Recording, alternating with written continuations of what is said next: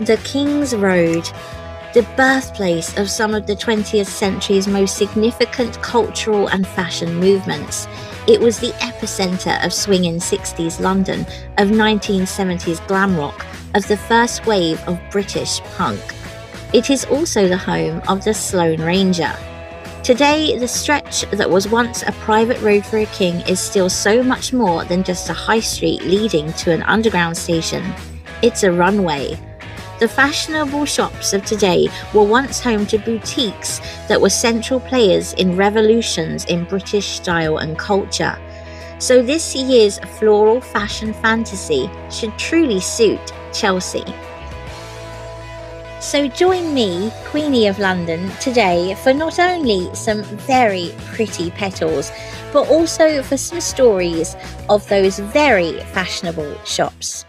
Hello everyone, welcome to Queenie of London. Thank you so much for popping by my channel. I hope you're all doing really well, and welcome to Chelsea, because we're here for Chelsea in Bloom. It's that time of the beautiful year again when we come to have a look at the alternative flower show. This is a brilliant year because this is the 20th year of Chelsea in Bloom, and it's my 4th year of bringing it to you. So I am so excited to be doing it today. The sun has just come out. I'm up here at Sloane Square. My regulars will know that I normally start over up at Sloane Street, way at the top, and work my way down, but I wanted to bring you right into the heart of the action today. There are a record number of beautiful floral displays, all based on this year's theme, flowers in fashion. And I, being a local gal and all, I am going to take you off the map. I'm going to show you displays that no one else will show you.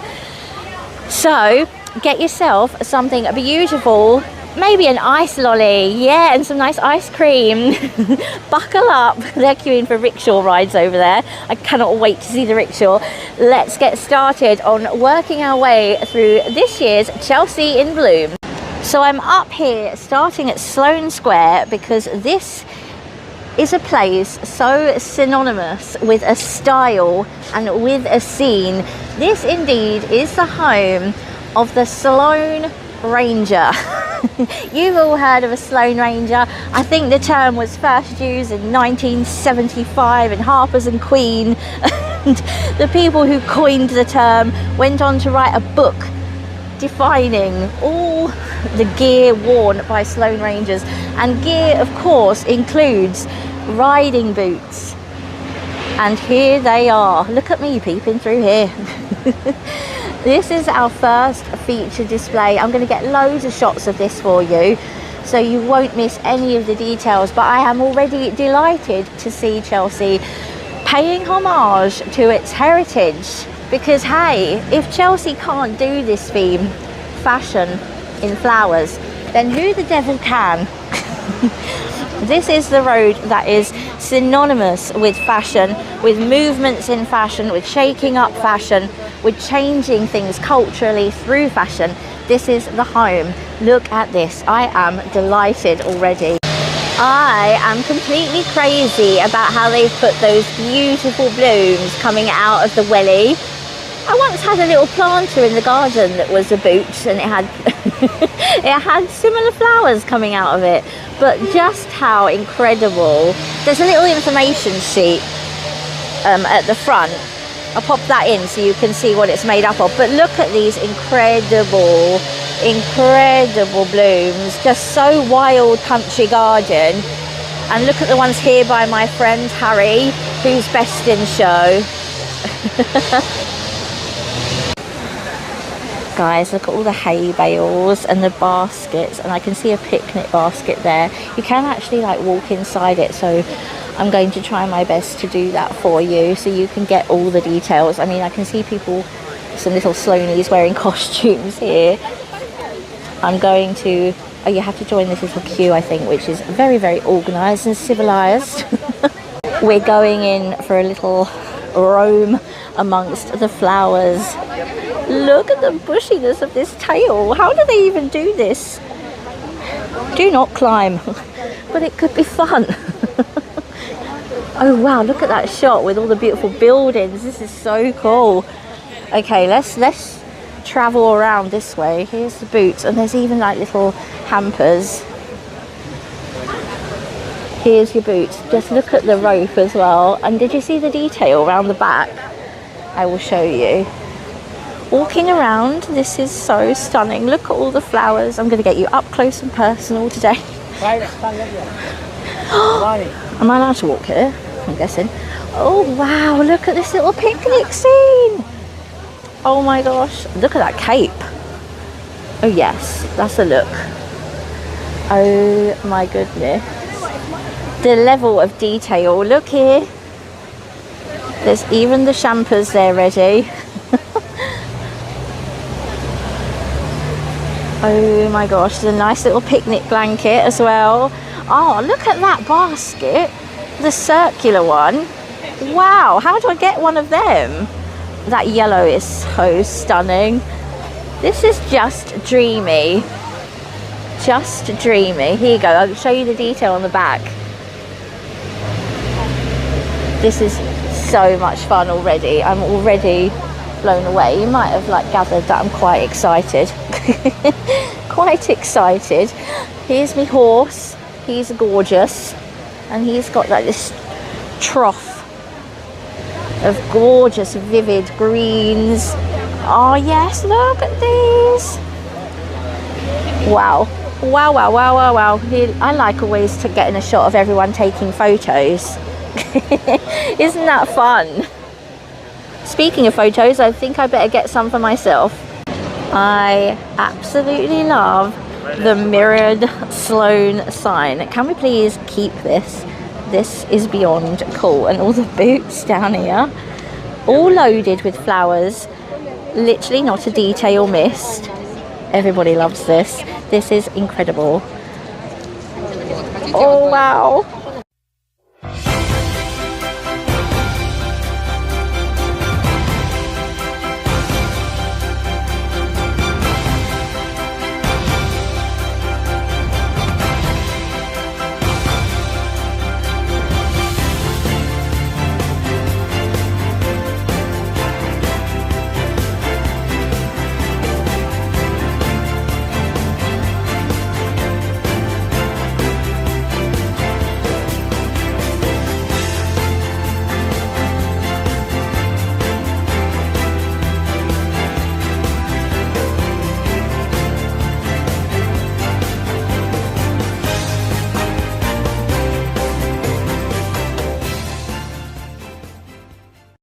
There's the rickshaw. Wow, you wait ages for a rickshaw, and then two come along at once. Look at the lovely logo for it on the back, and there's flowers going round. Oh, they're coming in, they're coming in. What timing. Wow. Here we have, up at the square as well, we have gorgeous summer on the square, which is when the restaurants that are around the square bring their lovely dishes outside. Alfresco dining, lovely, under a blue sky, watching the red buses go by. It's up my street. So I've just crossed over the road to get us to our little path for today. I've got an itinerary, guys. And here we are at Rag and Bone. It's a gorgeous shop on the corner here of Sloane Street. And just immediately off the cuff, I'm loving the blue. Look at this. These guys always do a really, really spectacular display. I remember their pizza from last year that made me very hungry indeed. But just look at the detail. I really enjoy watching everyone have their photo taken. I absolutely love it.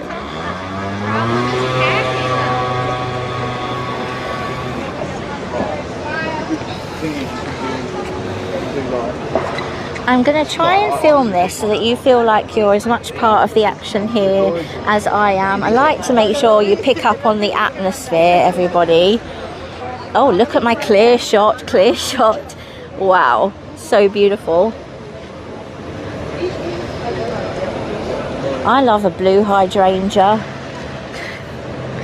There you go. Yes, I want to make sure you are as much a part of the action as I am today. I want to make you feel like you're here.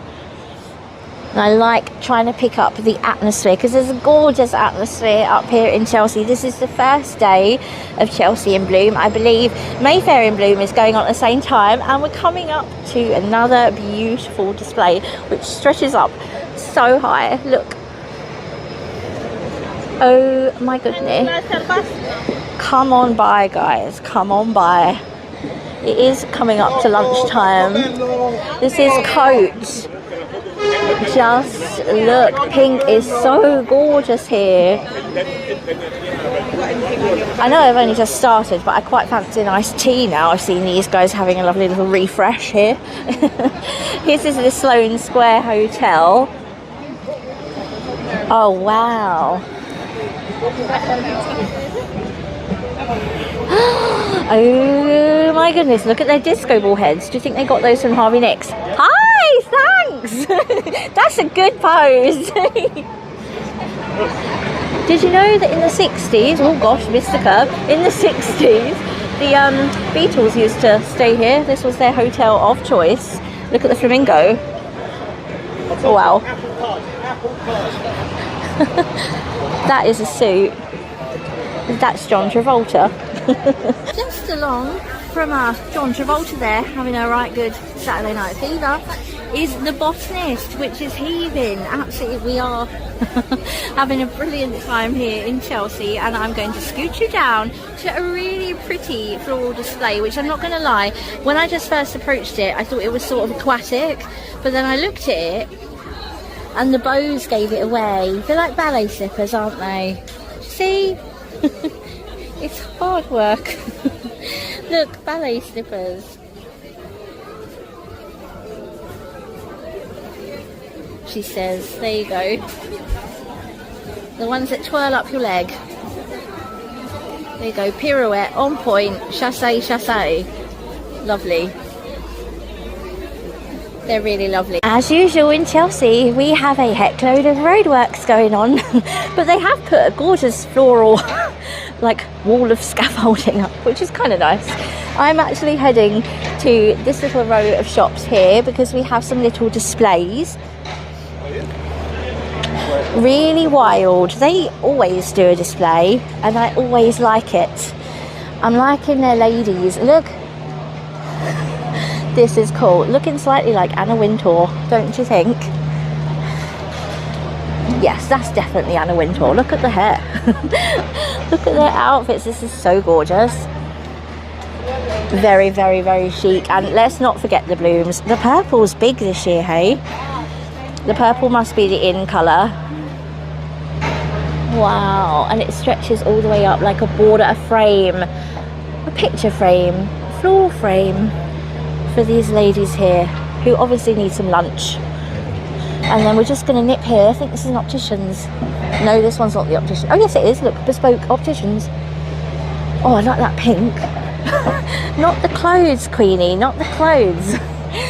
I like the way they've brought over the same colours. Oh look, and it goes all the way up. Look how gorgeous the florals go with this stunning building. I love all the buildings of Chelsea. Such character. When the confidence fades, Isn't this such a...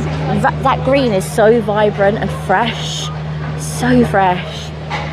Oh, I love this. This is lovely. Very, very relaxed over here. Very relaxed country feelings. Oh, the gentleman's got a professional camera. I'm moving out the way. I'm on track, guys. I've got a little itinerary for today. This is peak organisation from Queenie of London. This is Colbert on the corner here. This road works. Do Colbert have some flowers? Yes, they do. So pretty. Oh, I'm so glad the sun has come out. It was so grey this morning. And I wanted the flowers to have a load of sunshine, to be glorious for us. These are cute, what they've done, like the little trellis work. Look how lovely that looks. Doesn't it look so Parisian? So right here by the tube station is the very, very famous Royal Court Theatre. It's famous for so many things, but I have a little fashion related fun fact for you, which not many people know. So within this very theatre between 1970 and 1971, Ozzie Clark, who was working at Coram, which was along the King's Road, he put on some ever so Chelsea fashion shows in this very building. Every single face of the time attended these fashion shows. I'm talking Patty Boyd, I'm talking every single Stone, David Bailey, anyone who was anyone was in there at midnight ready for a fashion show of all the latest Clark designs. Fans were actually hammering on the doors to get in, and around 2:30 models would dance rather than strut down the runway. This was the Chelseaest of fashion shows, and I'm loving their theatre mask floral display. And the music those models danced to, it was curated by none other than Pink Floyd's David Gilmour. So we've had a look at the gorgeous Sloane Square, we've made our way around it, we've had a look at the Royal Court Theatre, and now we're heading to a theatre of a different kind, Ralph Lauren, who always love to put on a bit of a show. I don't think there's any cowboys this year though, which is a bit of a disappointment. Here's Ralph. Let's have a little look. Oh, they got the little benches again with the classic stripe. Oh, the devil's in the windows. We've got to have a little look. Oh, what a lovely picture. Look at them colours of them shirts. So nice. To match the vibrancy. Yes, I'm so happy to see some gorgeously bright coloured flowers. I don't really want to get in everybody's way, but that's the name of the game. Wow. These colours are just phenomenal. They make you so happy. Guys, what do you think? Ralph Lauren have one heck of a beautiful shop here. Slightly uniting colours of it. Yeah. Actually, what would be nice, I know there's some really lovely ones. Fantastic, like visual merchandising. Is that the term? With the colours in the windows. And look, I like the little I love signs. Look, I'm going to just take you along here. We're actually not going to go along here for a moment, but we're going to have a little look at the windows because I just think they're gorgeous. Gorgeous summer whites, lovely and crisp. It'll be Wimbledon soon, won't it? And I just want to go to this little tiny window here because I love these busts. Look at these. How cracking. These, I really love these. How they put the hydrangeas around him. Look, this is just genius. And up here, I would have loved to have seen what these heads like outside. No one's even looking at them. Wow, they're cool. I like this one in particular. He looks a bit cheeky. Very happy to see a retro ice cream van parked up on the King's Road. It's just a sight that should always be seen. Just another little look at this window here. I love the white barra they've got here. Very Covent Garden. I love this. Okay, so Ralph is actually on the corner of Lower Sloane Street, which is here. This is probably the quickest route to the Royal Hospital, which is obviously where the Chelsea Flower Show proper is, and everybody's coming and going along here all day. I'm gonna have a scoot along here and join back up with you at a floral display at the beautiful Sloane Club. I am here at the Sloane Club, and this is what we're looking at here. This beautiful model with a perfect floral skirt. And you know what I actually love about this is the Sloane Club have very, very helpfully give me details and context to what they've created, and it's actually based on Princess Helena, who was the founder of the Sloane Club, and Helena was Queen Victoria's daughter. So it gives you a lovely little rundown there. Gorgeous as well that they've actually used lavender green flowers, which is just down the road. And it tells you, you can pause on that little notice there because it tells you about the fabric on the torso. This is so stunning. The flowers are lovely. The colours are out of this world. Love, love, love that orange. Get you some more angles of this, guys, yeah? I love how she's looking out as well. Watching the world go by on Sloane Street. Clear shot.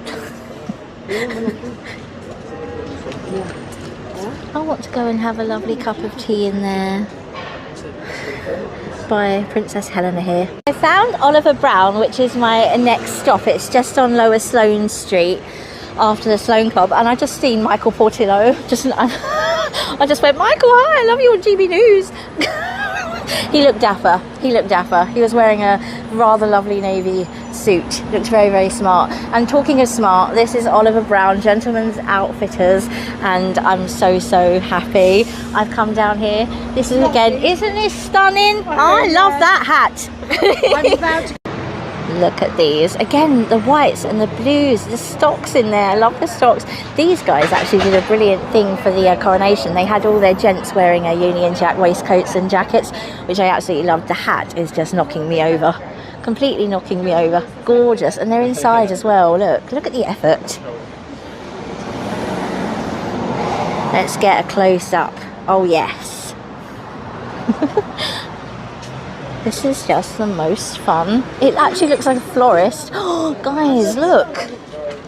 Look at this. There's a car inside. Wow.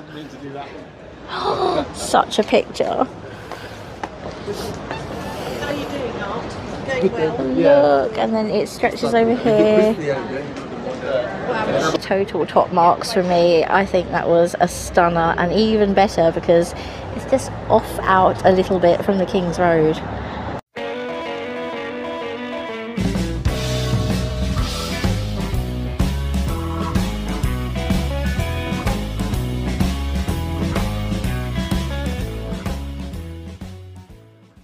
So we are back on the King's, and I'm going to take you along nice and slowly. Here's Duke of York Square. This is the entrance via tunnel, as I call it.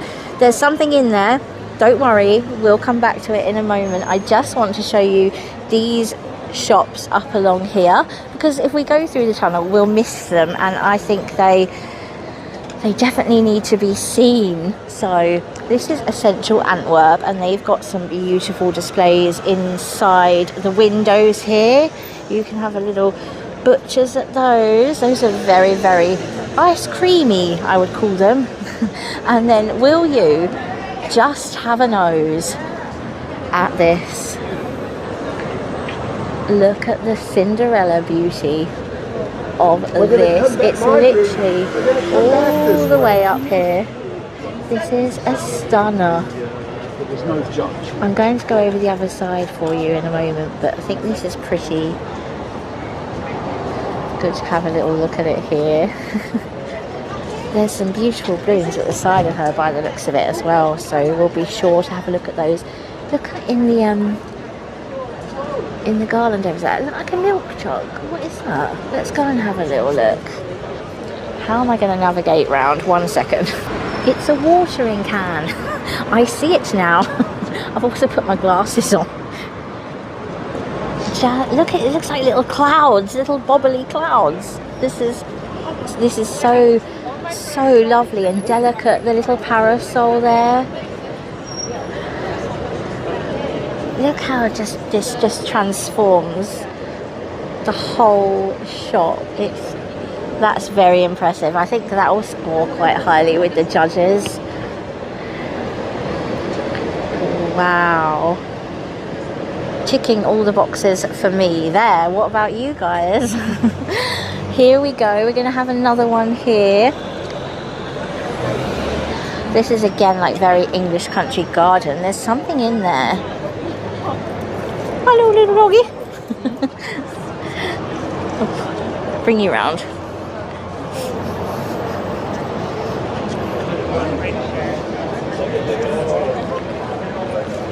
It's a shoe for the shoe shop. That's the frog poison they burn Look. Can you see it now? It's a shoe. That's very crafty. I like it. There's right and left. It's like a trainer. That's so cool because you have to work a little bit. Oh yeah, that's really ace. And then obviously got like flowers going up there. Very, very clever. We'll keep walking along here for a little while. I should actually mention, guys, I did something I never ever do. I got the bus up to Sloane Square today because I didn't want to look at any of the displays before experiencing them for the first time with you. So I haven't seen any of these. So it's extra special. Wow, look at this snaking. Oh, that's kind of pretty. They should keep that there. It's like a border. Wow. Look at that.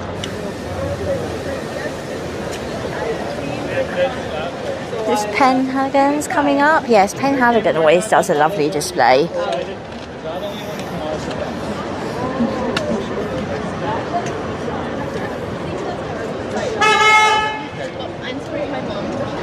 Just meandered myself into a better position so you could actually see something other than people.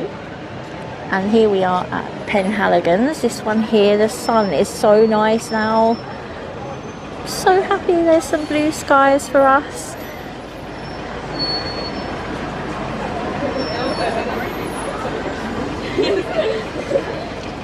I've seen this thing that Royal bag. Carry on walking. This chocolate slab shop, that's what I call it. It does have a name. Hang on. Taking you up. Peace Spring, Ladder Rock, chocolate slab shop. And then Bombard here has some, oh, this actually doesn't, so it looks like a little florist's, which I really like. Simple but so cute, just like a little florist's. And then here's Trini. Do you remember last year Trini had just opened here on the King's Road? Such a popular and fun shop, and she always goes out her way to do a brilliant display. Look at the yellow thread. That is so obviously thread. I just love it, and it's going all the way along this bit of the building, and it's snaking all the way along. She has this beautiful corner shop, and oh my gosh, look at the scissors, the tailor's scissors. Oh wow, the handlebars, the little handlebars, handles, and there's a little, it's leading to the little swing there that you can have a beautiful photo on. Oh Trini, I am so impressed. I love this. It's just ingenious, this idea. Let's go and have a little look at the thread again. That's so cool, and I love how Trini's done that, because it's, you know, the King's Road is famous for its little boutiques during the 60s, and indeed up to the present day really, but so much of it during the 60s, the stuff was actually made here. Like Quant, her house was down Oakley Street, and she made the stuff for her shop in her flat, and then there was another shop down the road that actually designed and made on site, and they were only sold here, so they were pretty exclusive. So I love how Trini has threaded into that idea.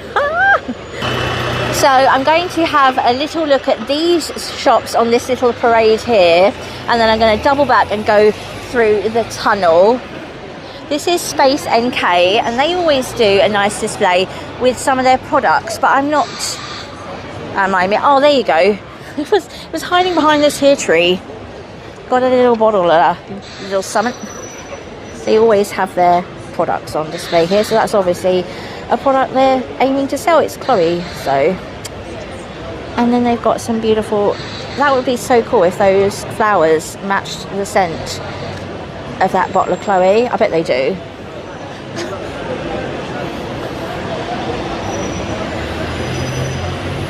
Very pretty. They haven't got as much as they normally do. They usually have a few more there, but there you go, it's pretty. And then I'm just going to mosey on along here. The traffic's getting very irate at the people that are walking in the road. It happens.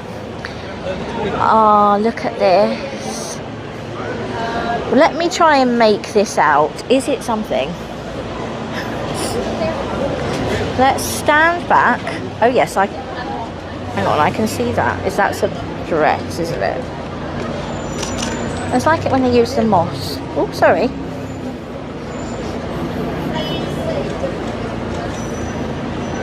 That looks like a pizza, don't you think? Help me out, guys. It's a bit abstract for me.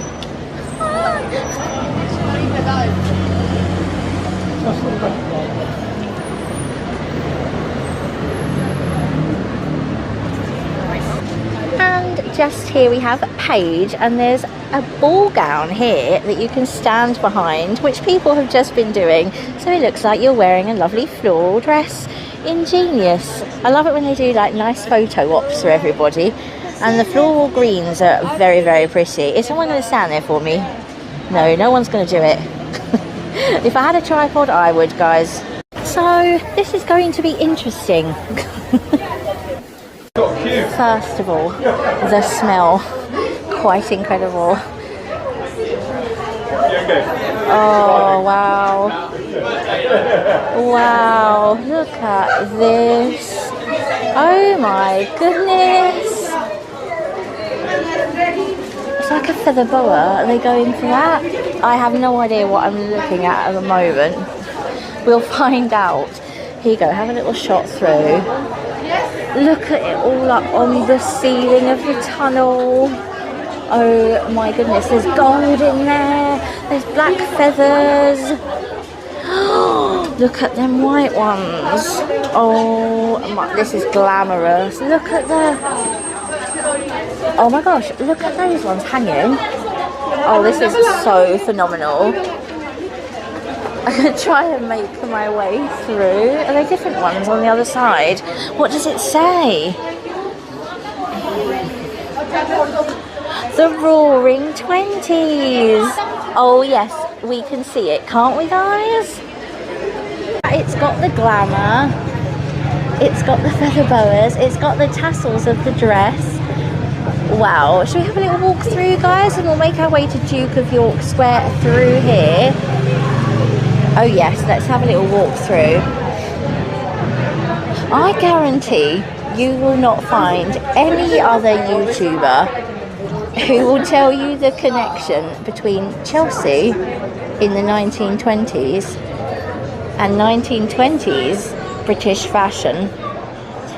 In 1920s, between 1922 and 1926 actually, British Vogue magazine was edited by a lady called Dorothy Todd.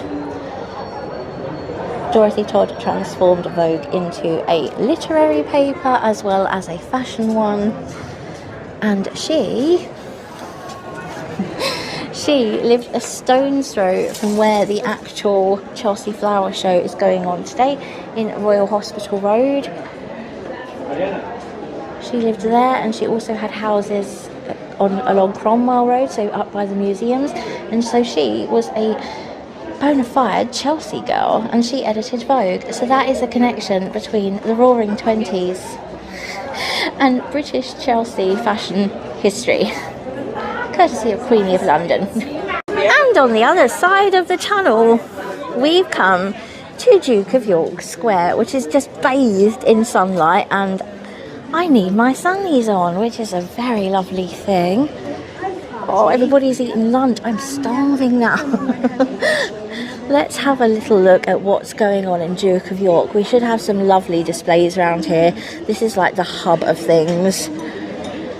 Gosh, don't you feel a bit continental? I feel continental. Look at this. Blooming lovely. Oh, look at these guys.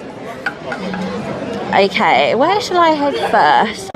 Some lovely alfresco dining going on at Comptoir, which is our Lebanese restaurant. I've decided to walk around this way first of all.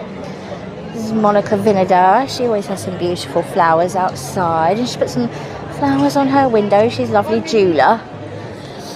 And here's Zara. Oh look, I've seen a floral display. so cute. Little added touch there. And I'm walking around. Oh look, nobody's come over here to the world's best Zara. they've got some stuff going on. They sometimes put things inside, so we might have to go in and have a nose. Oh yes. Look at this. This is very lovely. I love how they use them like this. I call it moss, like the moss at the bottom. I love that. Oh, I love the white. It almost looks lacy, don't you think? That's really lovely how they've done that with the building going upwards. Very lovely. And then there's some more down there. Oh yes, look inside. Let's go on. Let's go on. Might as well. Oh wow. Hello. Can I film that? Is that okay? Thanks. Oh, I love the dress actually. It is like the lace. See the lace? And the flowers look exactly like it. So gorgeous. Look how far it goes up. That's very arty. I would expect arty from Zara. Very lovely.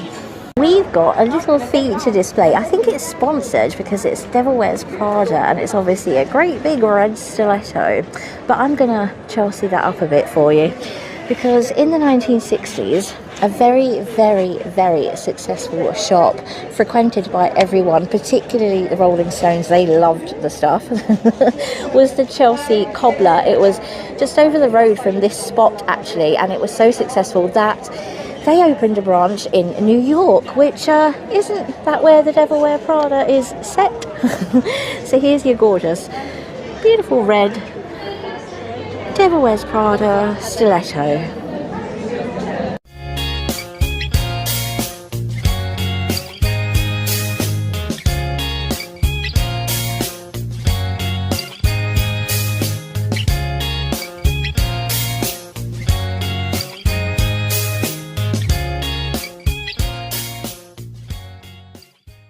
We are on Duke of York Square to have a look at the feature display, and I just enjoy looking at everybody looking at the feature display.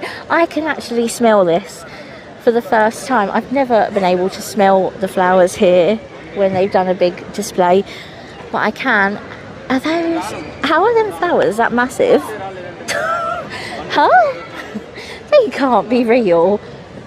Wow. Look at all the detail. The colours are delicious. Look at those disco balls in it. Oh my giddy aunt. What a beautiful one. There's going to be some beautiful photos here.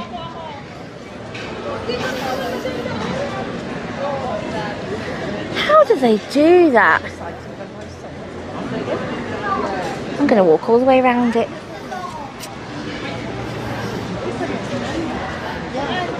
Gigantic disco ball there.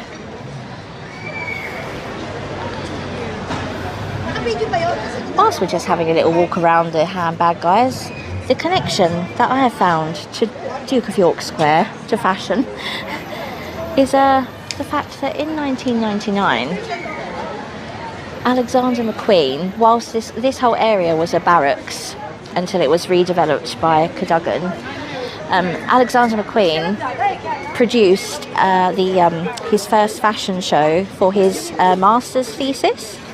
It's called Jack the Ripper Stalks His Victims.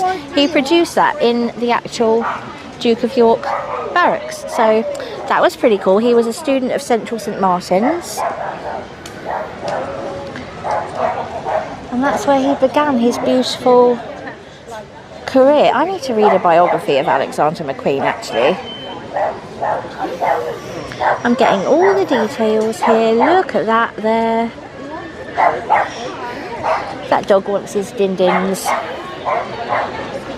I'll try and get over the other side there where everybody is. Take care. Look at this cool outfit. What a showman.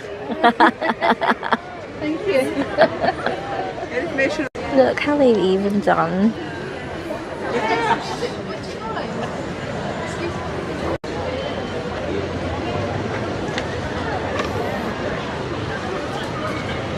Busiest I have seen Duke of York for a long time. Isn't this just lovely? There's a little thingy bob here. What's this? Little thingy bob.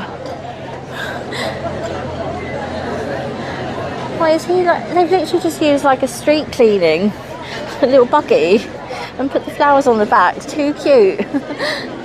And then, oh, I have something to show you guys. Something to show you that's brand spanking new. If we just go over to here, where our beloved partridges was, but is no longer, we have a new friend to explore sometime soon. In Partridge's place is the Chelsea grocer. Doesn't that sound exciting? I wonder if they have a display for us. I wonder. Let's have a look. Oh, is the green open? Potentially. No. I think the children are doing a sports day. Oh, they have done a little display, I think. Do you remember when Partridges did that Chelsea bun? That was great. Oh, look. Cute. They've even got like the same signage. Has anything changed? We will definitely go in there to do a video soon. Oh, they've got a handbag. Tying it into the theme. That's really lovely, and it's stocked with goodies. Look at that. That's very inventive. Look at the arm coming out. I'm actually quite crazy about that. Oh, it looks lovely in there. Look, coffee. Oh, wow. I haven't been in yet. It's not long opened. I love that hand. Here at Soho House, which would have been the Barracks' chapel. Just FYI, they're still working on their display, so maybe we'll pop back to that later on. So on from Duke of York Square, you will have probably noticed that I'm missing quite a lot on the other side of the street. But never fear, because I'm going to mosey on down here on this side, and then I'm going to mosey on up the other side to make our way to Pavilion Road, Sloane Street, and all the back doubles that nobody else is looking at. So hit me a like, a thumbs up down below if you're enjoying the video, and I'm looking forward to more flowers. I'm not sure it would be Chelsea in bloom if Lloyd's didn't get their horse out. The horse is providing quite the stir, you know. Everybody loves Lloyd's Black Beauty horse. Happily, there are like real flowers all around the little benches, and there's some sunflowers up there. You can have your photo taken.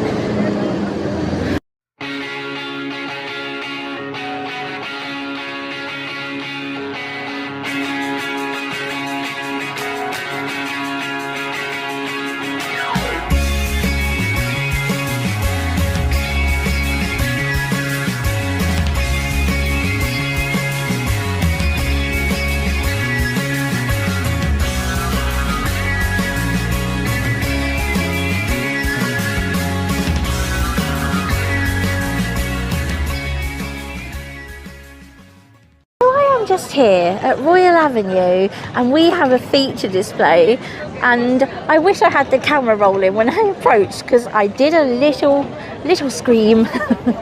Welcome home, punk. Scene stealer, as per usual, as expected. Oh my goodness. Oh wow, this is just it. This is just it. I'm going to get thousands of shots of this. I'm kind of disappointed that this isn't down at World's End. But you know what I've just thought of? There was a brilliant photo, I will dig it out and put it in here, of a group of punks in the 80s, I think, being spoken to by a Chelsea resident that was taken, and they were sitting on those railings. So that this is probably a pretty appropriate place for my punk. Wow, how they've done this face is just blowing me away. It's like newspaper print of all pictures of punks on the Kings. I am so blown away by this. Look at all the details. I'm going to take you round. I'm going to stand here for a long time. There's a bench there, black bench, where you can have your photo taken, and there looks like there's album covers. I've got to go round there, but just everything. The leather jacket with the pin through, can you see the pin? I want to sing. Look at the lips though. Look what he's got on his collar. March 1977. That was like a peak, like it was a watershed moment. It was like when punk it took off, and it was just massive. This is just phenomenal. Look at the pin through the ear. And obviously punk means a lot to the King's Road because they were here because of Vivienne, Malcolm McLaren, the Sex Pistols. Joe Strummer lived in World's End. And look at the spikes on the jacket and everything. This is just, I'm blown away. I am so happy. I'm kind of teary with the level of attention to detail and just the awareness of place, and wow. And of course the Anarchy little badge there. His little pin badges are quite incredible too. The attention to detail has just blown me away. I need to find out who made this and send them a thank you card. And a shot of the Royal Hospital just through there in Christopher Wren's Royal Avenue. I love that little bit of a raise on the lip. Little snarl.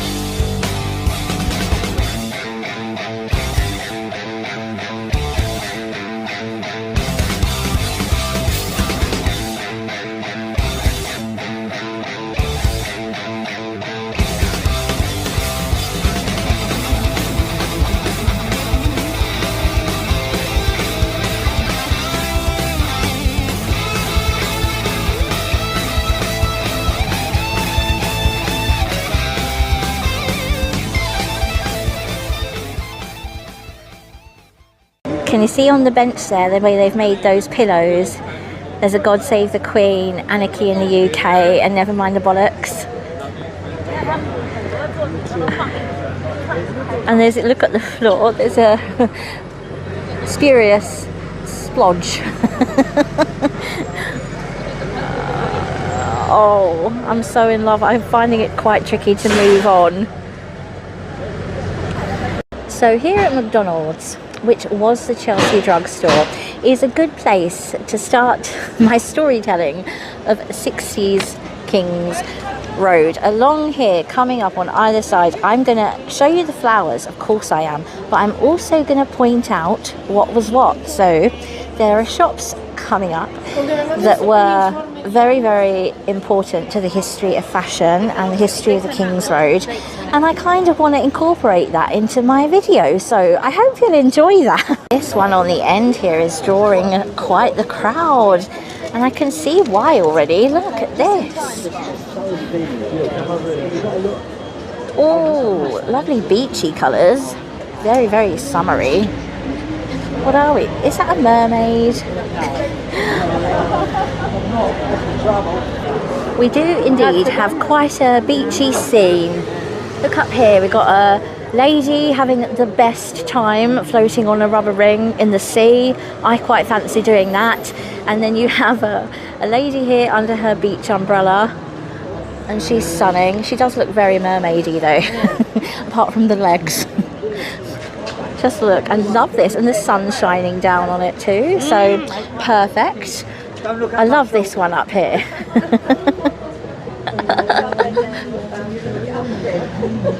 That's a great photo. Miss this lady here diving. She's diving off. Oh, it's listen. Your itsy bitsy teeny weeny yellow polka dot bikini. Oh yeah, I love it. This is great. Added points for the music. I'm dancing, sorry for the shaking. Well done, Granado. Great display, full of fun.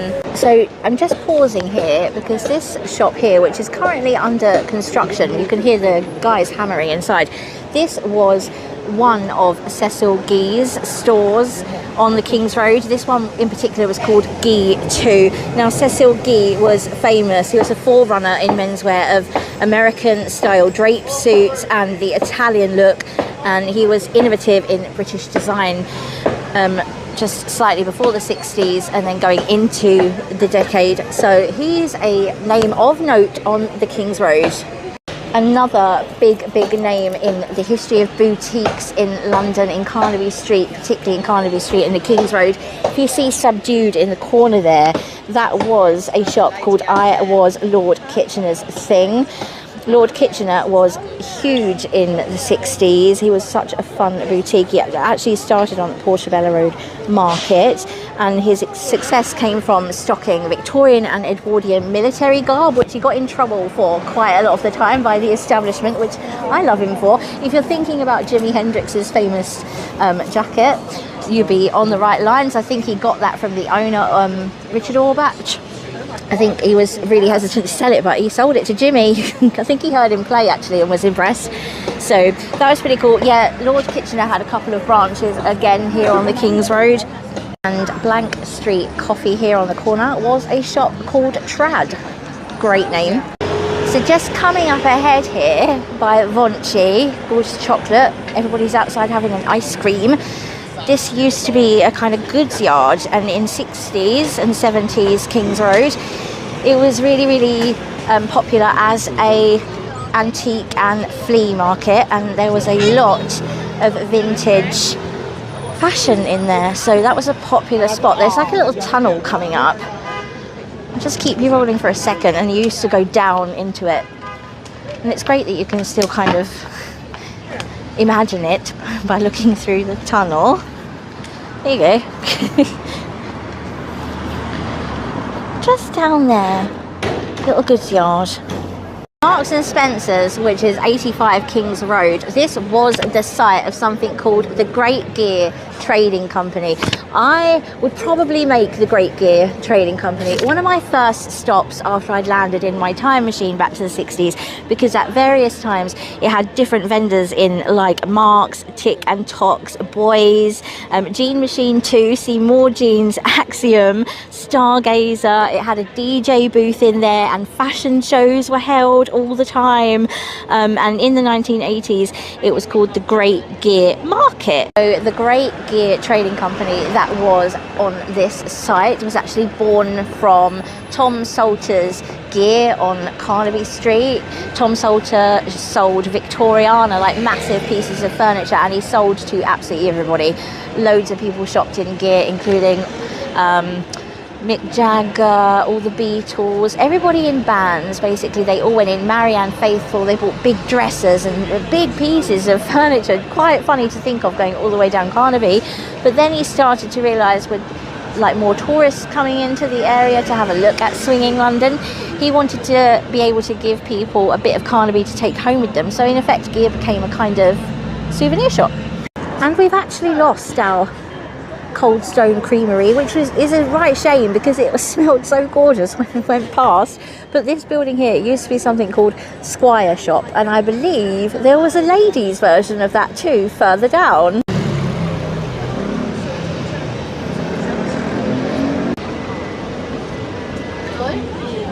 But you want to get this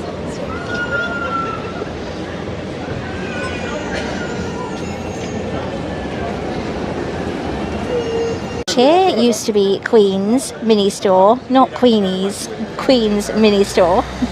I was kind of expecting something a bit more from Sticks and Sushi. Last year they did them massive pieces of sushi. I mean, this is pretty. Maybe I'm missing something. Is there something up there? I can't make it out from down here. Perhaps we'll have a look over the road and see what it is.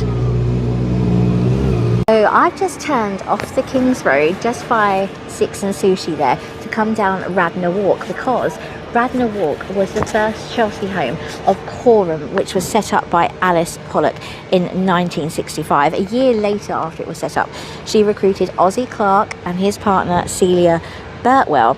So they opened just down the road here, but they also, because they were so successful, they also had Sticks and Sushi. So that was their King's Road facing shop. They had an incredible list of celebrity clients.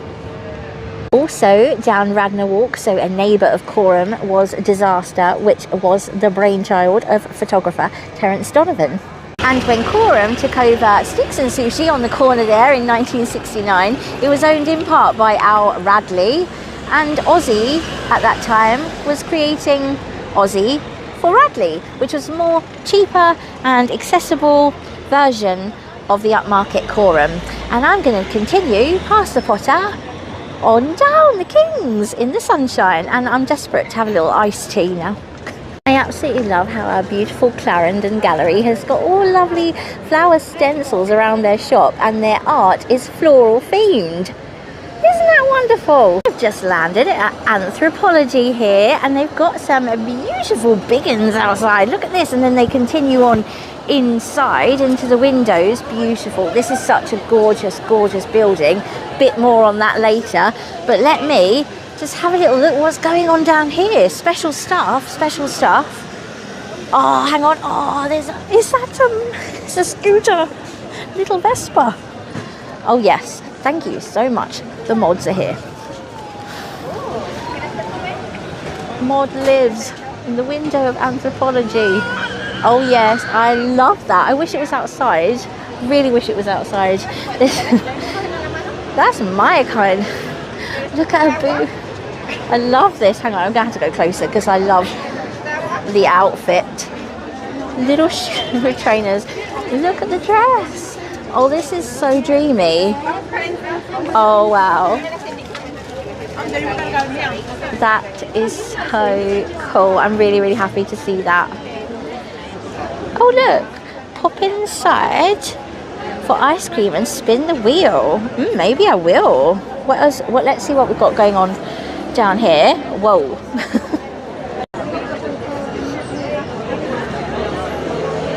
I think you can get a little flower here. This is so sweet. Nest. Oh, how lovely is this? I might join the queue. Look, it's here. It's all the way here. How brilliant. They're really beautiful as well. So lovely Anthropology here, where all the action is at the moment apparently, was during the 1960s home to about 100 dealers in fashion. Collectively, this whole building was known as something glorious as Antiquarius, and it's another one of those places I'd love to pop into using my Queenie time machine. It sold literally everything from Georgian snuff boxes to back issues of Vogue, so up my street, and selections of Victorian and Edwardian clothes under a stained glass ceiling. You can still kind of make out there that this was divided up into individual units. Like, you can see it probably on the end best because that one's vacant at the moment. One of the shops that occupied one of the downstairs spaces, which faced the street, and it later actually moved up to street level, was Acme Attractions. This is a pretty special shop. Originally it was inspired by Let It Rock at number 430, and Acme sold jukeboxes, vintage clothing and shoes from the previous 30 years. So just imagine that treasure trove. It was a social hub as well, which attracted everyone, including Debbie Harry, The Clash, and Chelsea resident Bob Marley, who lived down Oakley Street for a time. Acme actually closed in 1977 to move up to street level, and it had the new name of Boy. Boy was really famous. Another one of the units of Antiquarius, and this is why I got a bit excited by that moped there. It was taken up by really famed boutique Top Gear. Everyone flocked to this shop that was the actual size of a telephone box. It's so tiny. It had a reputation for selling mod clothing to the influential and had a characteristic mod roundel on its front canopy. Wouldn't it have just been so good to see a mod roundel in flowers? The turnover was so great that the owners actually purchased next door, so a little individual bit next door, and called it Countdown, which I think really matches that roundel. Up here, that has a lovely display for us to look at in a second, actually belongs to a Quant employee. So one of Mary Quant's girls, Kiki Byrne, she had her own little unit here. She was so popular because she dressed Cathy McGowan of Ready Steady Go quite a lot, and she also designed the bikini from the title sequence of Goldfinger, so that was a pretty good claim to fame. And I absolutely love that display. Let's have a little closer look. Isn't the green just so refreshing? I love this so much, and the little bit of leg on show there. That's a diva. I absolutely love this. It's so fun. I like that. It's original. Coming up just here, the 110%, this was a big name on the King's Road, and this was Dandy Fashions. Everybody went here again. The Stones, the Beatles, Jimmy, good old Jimi Hendrix. They all were regulars in there. Dandy Fashions was actually known for being a mix of like stage costume and bespoke tailoring, so pretty special stuff. They actually supplied Bowie's Ziggy Stardust outfit, and Dandy had like attracted such a sort of a cult following that it actually caught the attention of the Beatles multimedia company called Apple, and it was actually taken over by them and it became Apple Tailoring. Look at my little pet pavilion. They've got, I wish they did deliveries of the dog food like this. I love their AstroTurf little pooches that they do all the time. Look at him poking out of there. Isn't that lovely? And then look, I can just imagine my little Alfie in there. I'm thinking of getting a pram for my little Alfie. Look, so cute. There's some very stylish, fashionable doggies that shop in Pet Pavilion. And of course, there has been many a fashionable bride coming out of the Chelsea registry office. And just how gorgeous is this, what they've done? Oh yes, can I go up there and have a photo? This is stunning. Mick Jagger looked very fashionable when he got married in there.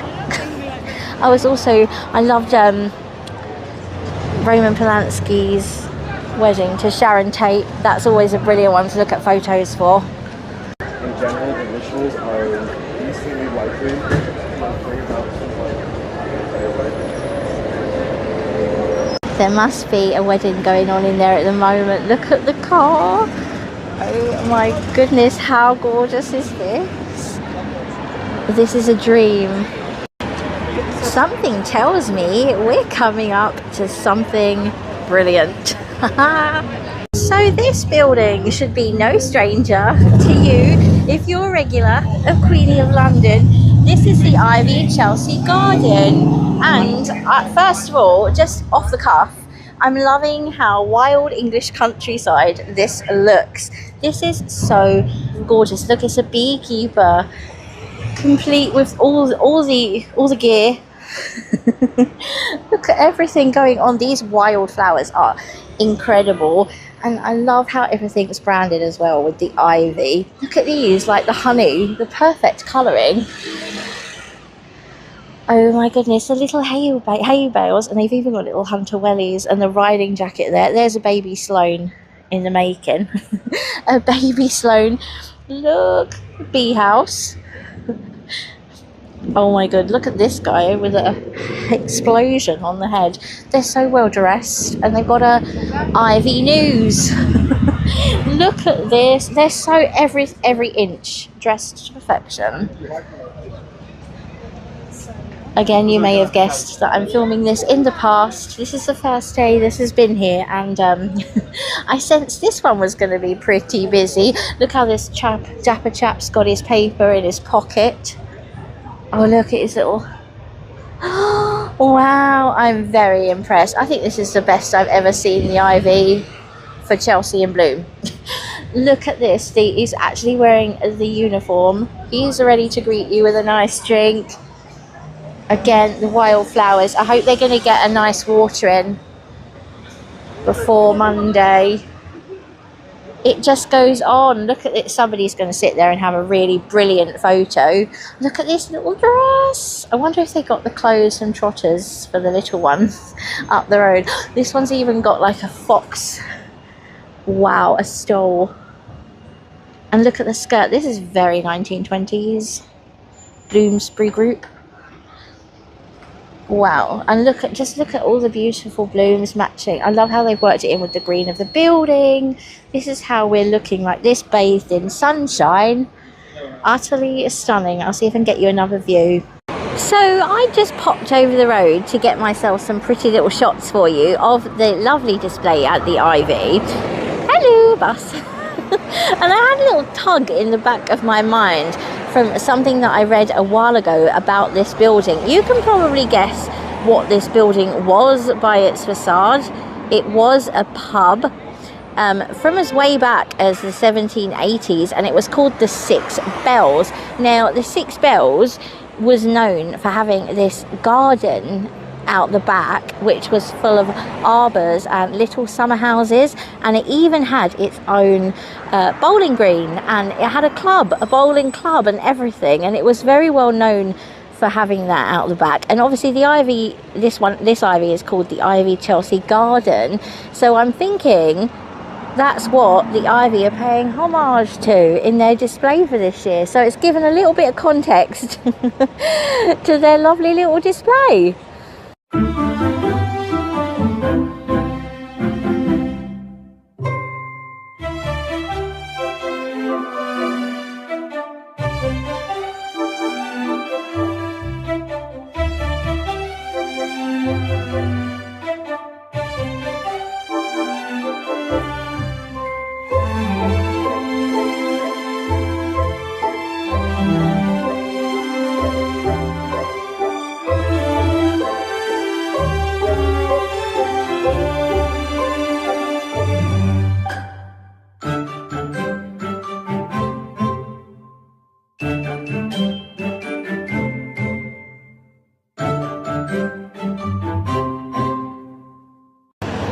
I can't move on from the Ivy Asia without telling you that there, during the 60s, was one of very many shops by King of Carnaby and true pioneer John Stephen.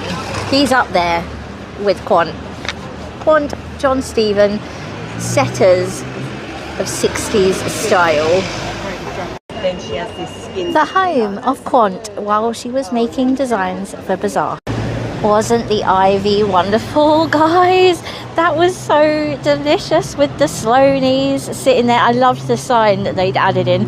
That was absolutely cracking. Brilliant. The Ivy always has humour. Always. You can rely on it. And here, We've got loads more displays. I don't even think I'm halfway through, guys. This is Pizza Pilgrims, and I believe there's something here. Yes, there is. Look at this.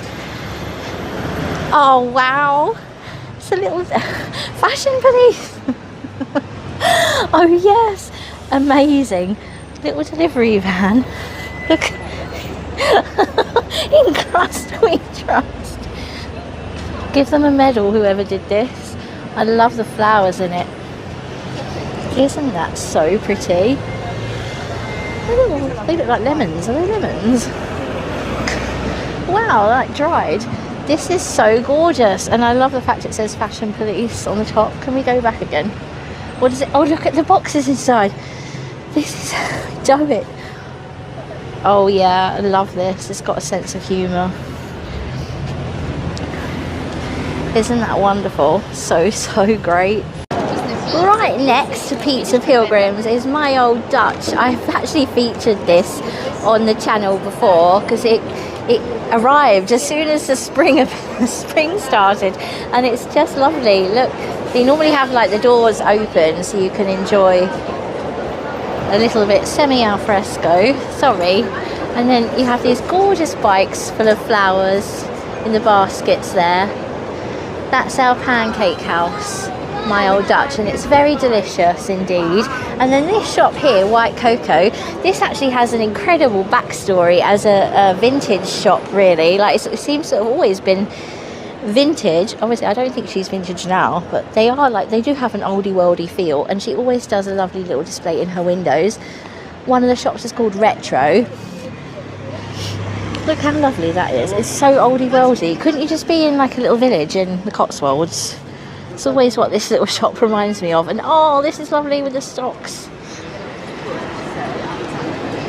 Look how pretty. She like intermingled her lovely stock in the windows as well.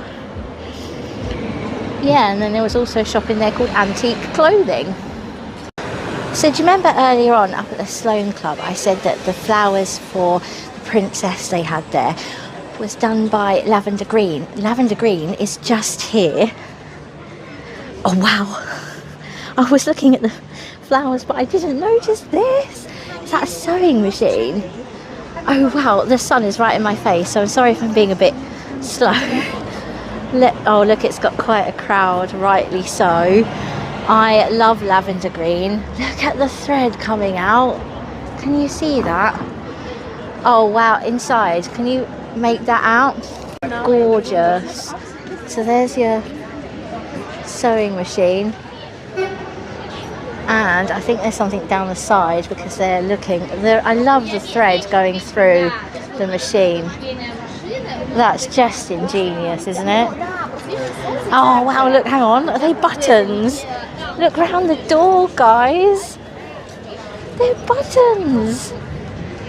Oh, that is the most fun. That is so much fun. Oh my god, oh my god, oh my god, oh my god. Look. Jeans, yes, they're paying attention to the massive amount of denim that was sold on the King's Road, and look how they've put the flowers in the bum pocket. Oh, that's phenomenal.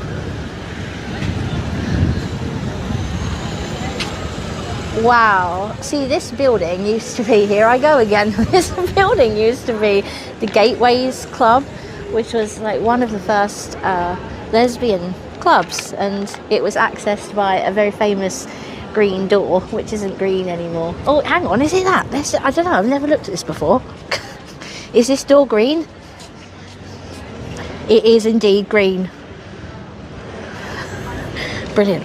That was the door. There was a song about the green door. But I love this.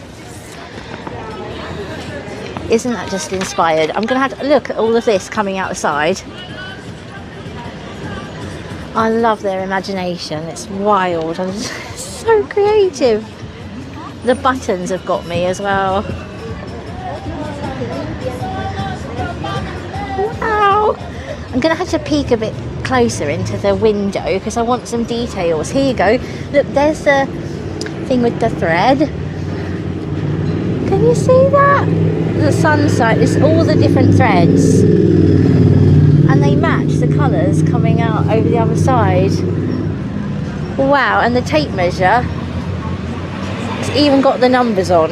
And then let's not neglect the beautiful flowers outside. Oh, out of this world brilliant. For ingenuity, this has got me. So it's actually pretty cool that Lavender Green did the jeans, because Silvera, or a part of it at least, was once upon a time a shop called Meanies, and then a shop which sold exclusively American designs like Converse and Levi's, and that was like quite an unusual thing in the 50s for them to be here on the King's Road. So that was pretty cool that Lavender Green did the jeans. I love these stories.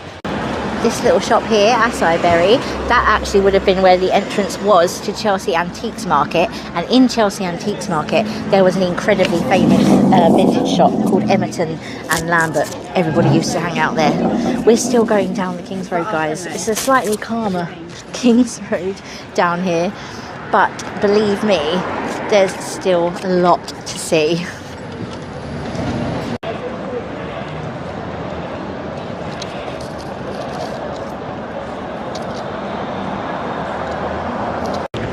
I've just had to really restrain myself from not crossing over, because there's something brilliant at the Cadogan Arms, but you're going to have to wait and see for my walk back up. This is Old Church Street, and I'm taking you off the beaten track again, aren't I? Because I happen to know that there's something down here that you'd probably like to see. Firstly, this is a great charity shop, and also it's really cute down here. It's lovely. It extends across the junction, and I've taken you down there before for the Chelsea Arts Club. It's a big one, British Red Cross. Right, I'm just going to walk along here and pick back up with you when I found what I'm looking for. And suddenly Queenie was alone in Chelsea. How spooky is this? I love this little street. Just here in Old Church Street is Manolo blahnik. Not many people know this is here. It's so gorgeous. I love their displays. Their shop is also dreamy. Look at those curved arch windows.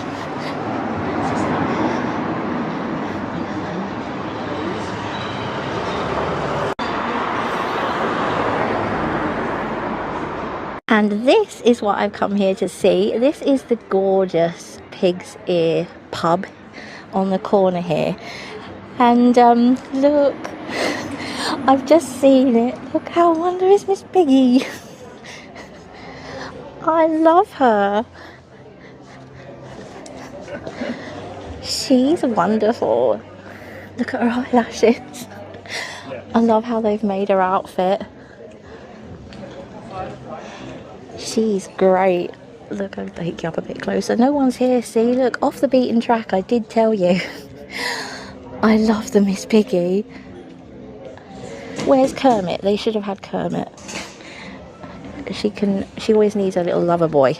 And here on the corner of Old Church Street is one of our cinemas, the Everyman, King's Road. It's a cinema unlike any other. It's really cool. You can sit on a beanbag and get as comfortable as you like whilst watching a show. And they have Stitch, which is so nice because the children will enjoy this one. And it says on their little light up board there, now showing Stitch in Bloom. Isn't he great? He looks a bit like my dog. I love his collar. Look how lovely. I always think of that pizza slice when I see them colours, the red and the orange together. I love him. He looks so happy in the sun. That's a really cool effort. Just come around the corner to Octavia, one of the charity shops that we're going to see probably down this end, and they've done this such a beautiful display in the window. They've made a gorgeous dress out of all purple and lilac flowers, which I find beautiful, and then they made a little sign here. Isn't that sweet? Every piece has a story, reimagined with flowers. Look, and then the sign there says, inspired by the drama of Alexander McQueen and the beauty of second chances. Isn't that nice that they've actually drawn it to McQueen? Look, it's so nice, and they've really paid attention to details. I hope someone doesn't try and buy it. That's a really good place to come if you're on the King's Road. It's a great little charity shop, so nice to look round. I just love to take over this little slit here that was donut time. I could create my own boutique, my own 60s retro boutique that was the size of a telephone box. I love it. And then just up ahead there's a beauty salon, the Cream Building. This is unfashion related, but it was Chelsea Rare Books, and I've just finished reading the owner's complete little story about it, and well, it's fact, but it's just so incredible. I highly recommend. Cocoa Chocolates has been here for quite a long time, I think since the 1980s. They've got some lovely vibrant display pieces in their window along with their gorgeous chocolates.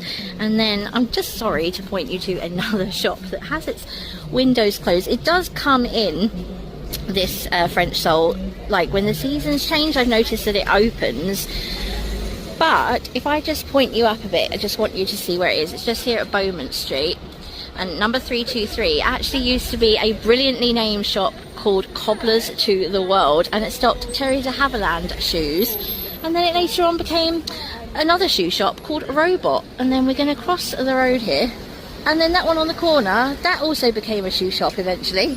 So this corner shop here, it's by Beaumont Street, just as we're approaching World's End. It has a massively long history as a boutique. It was once a Timothy White's, and then it turned into something brilliant called To Jump Like Alice, and then something even more brilliant called Forbidden Fruit, and then it became a national shoe company in the 80s. And they have a little display here, like a little corner florist, which I think is so sweet. We're going to head down there now to World's End, where we're going to learn about some even more exotically named shops. I'm just coming up to Backstage, which used to be called Duck and Dry, which was a great name, but Backstage is really cool too, because this place is the most amazing site to have your hair done and so much more probably. I'd love to go in there. They have done this display which has kind of reminded me of like Michelangelo with the hands holding stuff against the cloud backdrops. And then look at these that they've filled. How cool. What's that? Oh wow, that's a bit clockwork orange. Look how amazing. And look, there's these are ace. These could so be in Harvey Nichols's windows, but I love these because they got cloud print on them. How cool are they? I would have one of them in my bedroom. I think they're fantastic. See, look inside, it's so cool. And this guy, look, he looks a bit like a young Churchill. There's little daisies in there. And then you have some little seating out here. You can have your coffee while you have your treatment. And then you've got another guy here. I love this effort. I think it's cool. I love it against the clouds. And you've got some more hands. So that is Backstage here approaching World's End. And then down there they seem to be having some sort of party outside the the paint shop where we get our farrow and ball from here in Chelsea. So let's have a little mosey down here and see what's occurring. It's like our decorating shop, and they have a really cool display because they're doing like a promotion. You can win a drill, which I've just been told no one's entered, so I'm going to enter and win myself a drill. Isn't it cool what they've done? He's wearing his high-vis and he's got flowers in his little pouch. I don't know the technical term, but I love all the yellow flowers for Leyland. It's so cool. I'm going to take a picture and enter this competition.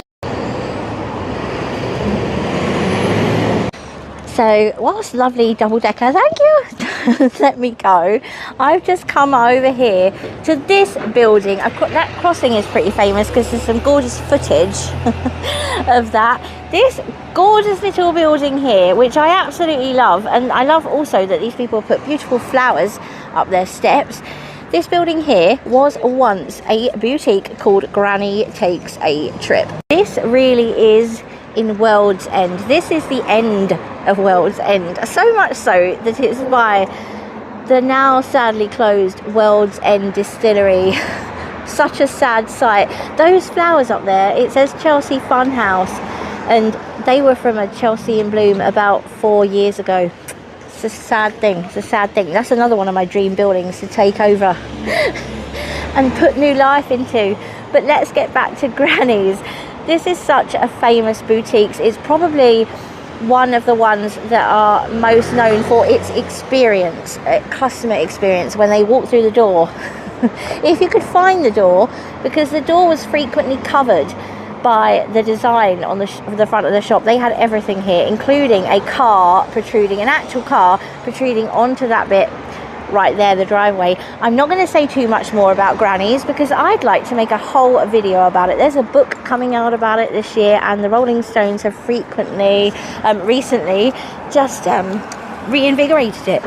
So here we are in World's End, and I could not possibly move on from here to cross the road to show you the rest of the displays without showing you the most important shop of them all, number 430.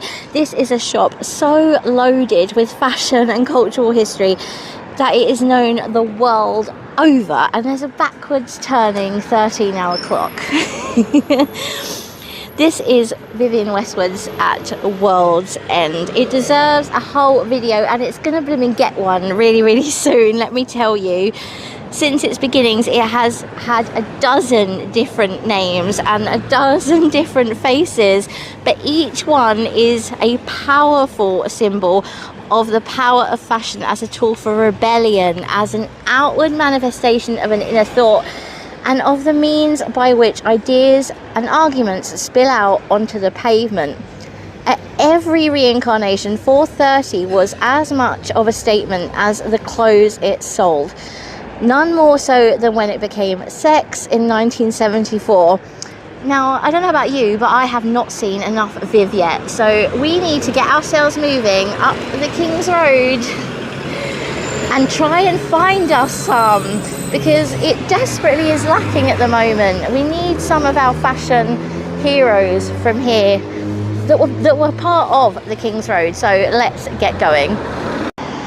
I want to draw your attention to this Chelsea tailor's, because it is a tailor's now, but in the 70s it was a different named tailor. It belonged to a Mr. Lloyd Johnson, and it was called Johnson's Modern Outfitters.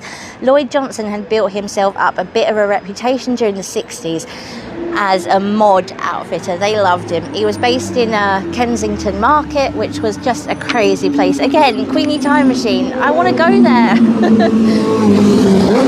But Lloyd Johnson, he took this shop over in the late 70s, and what he did was he stocked it with like a mod sort of revival.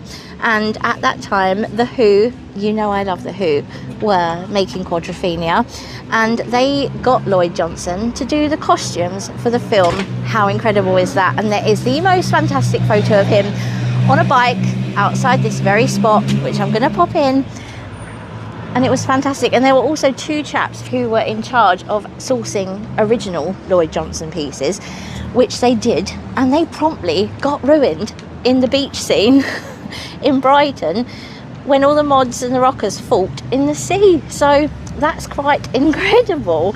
Now, I believe we have a little floral display coming up here. This is a Mexican restaurant now, Mestizo, but it used to be a pretty well-known punk hangout, as did quite a lot of places along here. I'm going to take you to those too. I love that they've put the older hats there as well. How gorgeous is this with a basket? This is so lovely. I love the hats, and the colours are gorgeous. Whoa, that purple, stunning. There's a hat up there as well. Such a beautiful building. I'm gonna have to come in here this week to show them some appreciation for their flower display, because it's so nice to see the World's End doing it. I think there should be a lot more flower displays around here, especially when it's related to fashion, because this was the heart of it. This was what it was, where it was at. Look at this. Oh, takeaway margarita. Interesting. Oh, I love their chairs. Look at this. So these are new. So pretty. So now we're gonna carry on going. We're gonna carry on. A little gem from me. This is not on the route map. So no one, I bet you, no one will show you this. This is Diba, which is a Persian restaurant. And how gorgeous is this? Look at the pattern. This is something that would have been stocked on a shirt in Granny Takes a Trip. I'm conclusive that that is correct. This dress, wow, this must be like authentic, and they've added the floral bits to it. And look at the tea. Wow, look at that. Gosh, this is so atmospheric. They've made a whole scene. Look at the little tea, so pretty. That is lovely. And they've still left out the little dog water bowls, which I love. Look how much of a stunner that is. Look at this going down from the door. Wow, that is such tremendous effort. I'm so happy to see this. How amazing would it have been if they'd have put the punk head here? I've been here a while and I have known there to be a feature display. I think it would have been so cool and made such a statement to have it here, because 4:30 and Granny Takes a Trip, they weren't the only rebellious boutiques to have ever come to this part of the King's Road, which is the furthest from the station. They were joined by a place called Gandalf's Garden and the Sweet Shop, which was an incredible place. A shop called the Emperor of Wyoming, Quick Knicker, fantastic name, Matahari, Fluff, the Battle of Little Bighorn, and the best of them all, one called Glory Hole. This building here, just along from the Persian restaurant we've just seen, these are collectively known as the porticos, and there's an interesting little tunnel here, do you see? And upstairs in there, in the 70s, late 70s, there was a market. There's a lot of little markets going on. Have you picked up on that? But this one was particularly exciting because you had people like Polystyrene and Ollie Wisdom and Jack McDonald. They had stalls up there, and it was such a scene. That it was so loud as well. It was pumping. And then you accessed it through the little tunnel, which I'm so glad you can still kind of see. It's a brilliant building. It totally suits having a punk market above it. And when they actually came to close it down in the 80s, I think, the punks rioted, which I'm pretty glad they did. They could be relied upon for a riot, the punks.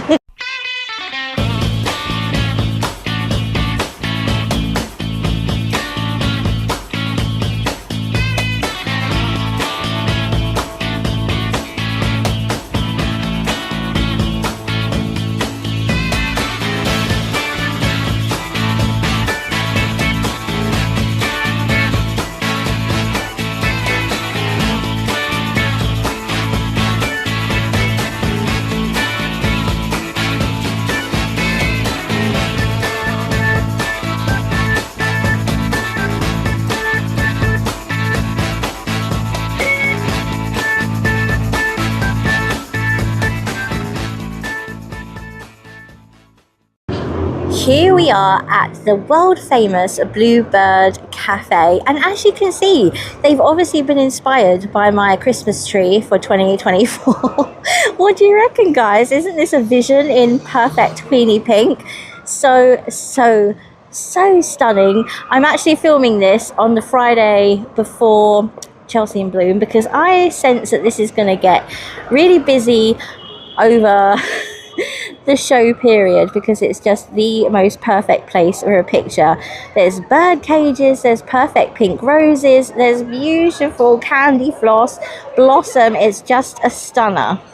So sure you knew that the Bluebird Cafe was once, before Terence Conran came along, was once a garage of the 1920s. It's got that 1920s Art Deco feel.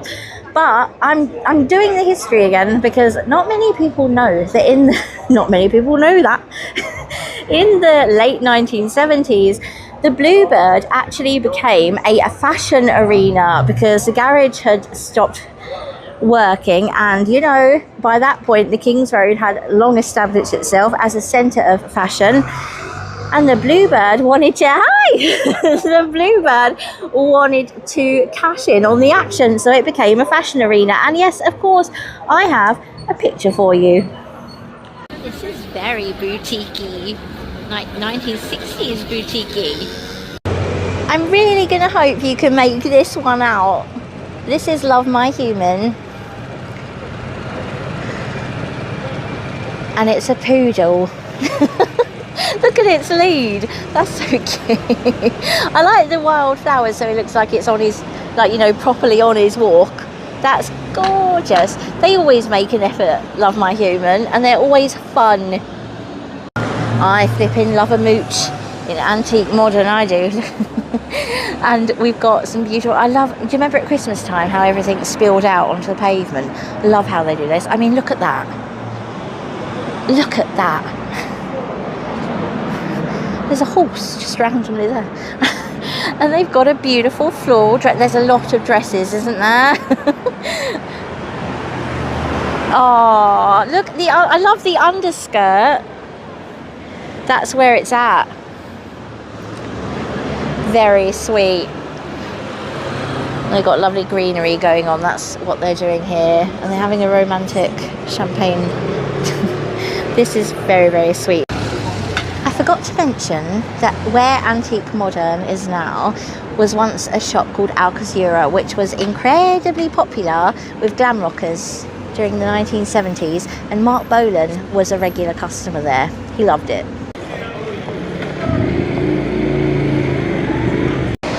I have come round this corner to show you Cadogan. They always have a beautiful flower arch going on here. This is my favourite pub in all of Chelsea, but my friend actually sent me this because knows I like it. Look at this, what they have done. It's Granny's. The car that used to come out of one of the displays at the window of Granny Takes a Trip. I think that is just damn cool, imaginative, and paying so much attention to Chelsea's fashion history. I love it.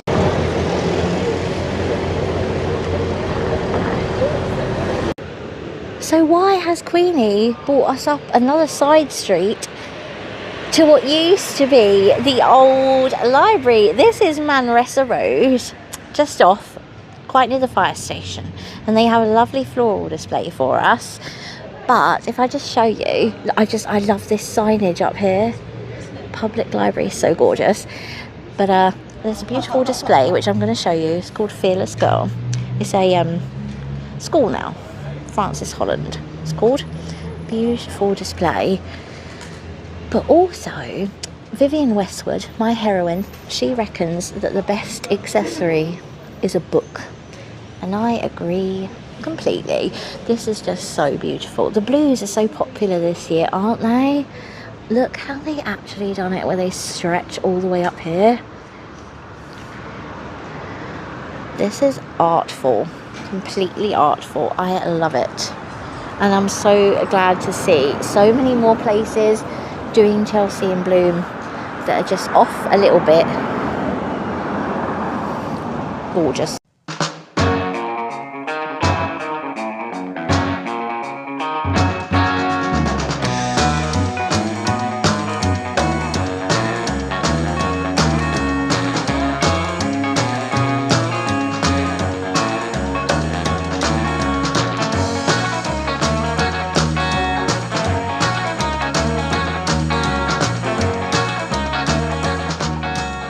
So on the little covered up facade of our cinema here, the Galmond, we're still waiting to be opened, is the Who there at Duke of York Barracks in the 1960s.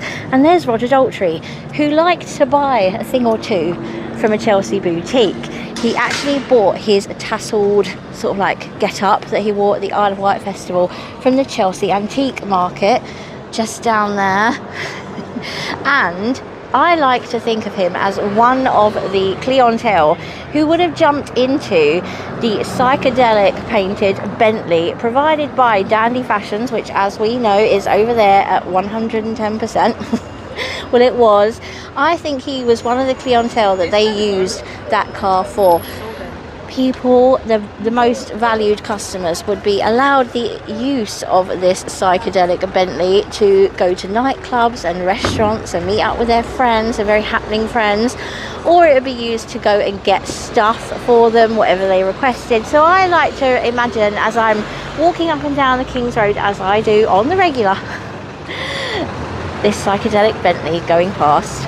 I'm thinking there's going to be a few displays along this little stretch here, because there normally is, just past Waitrose and opposite Anthropology. Oh, it's time for tea at YSE.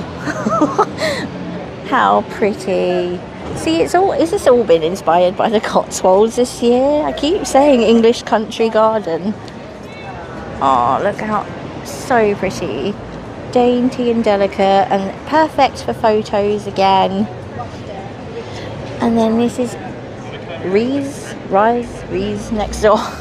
And they have a dress, an outfit, and there's a hat, matching hat with this one, which I'm grateful for. I need to get in a bit closer to that if I can, because I want to see what it's made of.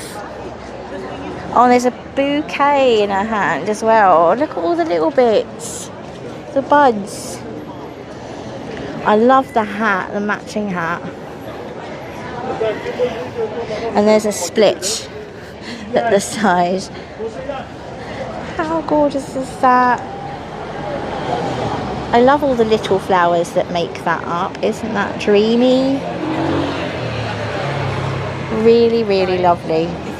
Immediately twisted you round and walking along. See, what you have to imagine about 1960s King's Road is every single one of these shops would have had music pumping and they would have been packed. So it's packed like today for the flower show and everything, but triple that during the 60s, especially at the weekends when everybody would come in, all the young ones, to get the latest clothes and hear the latest sounds, because there was a lot of record shops along here too.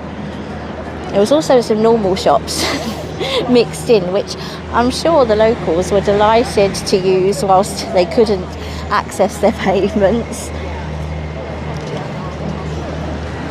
Beautiful one here at M&M.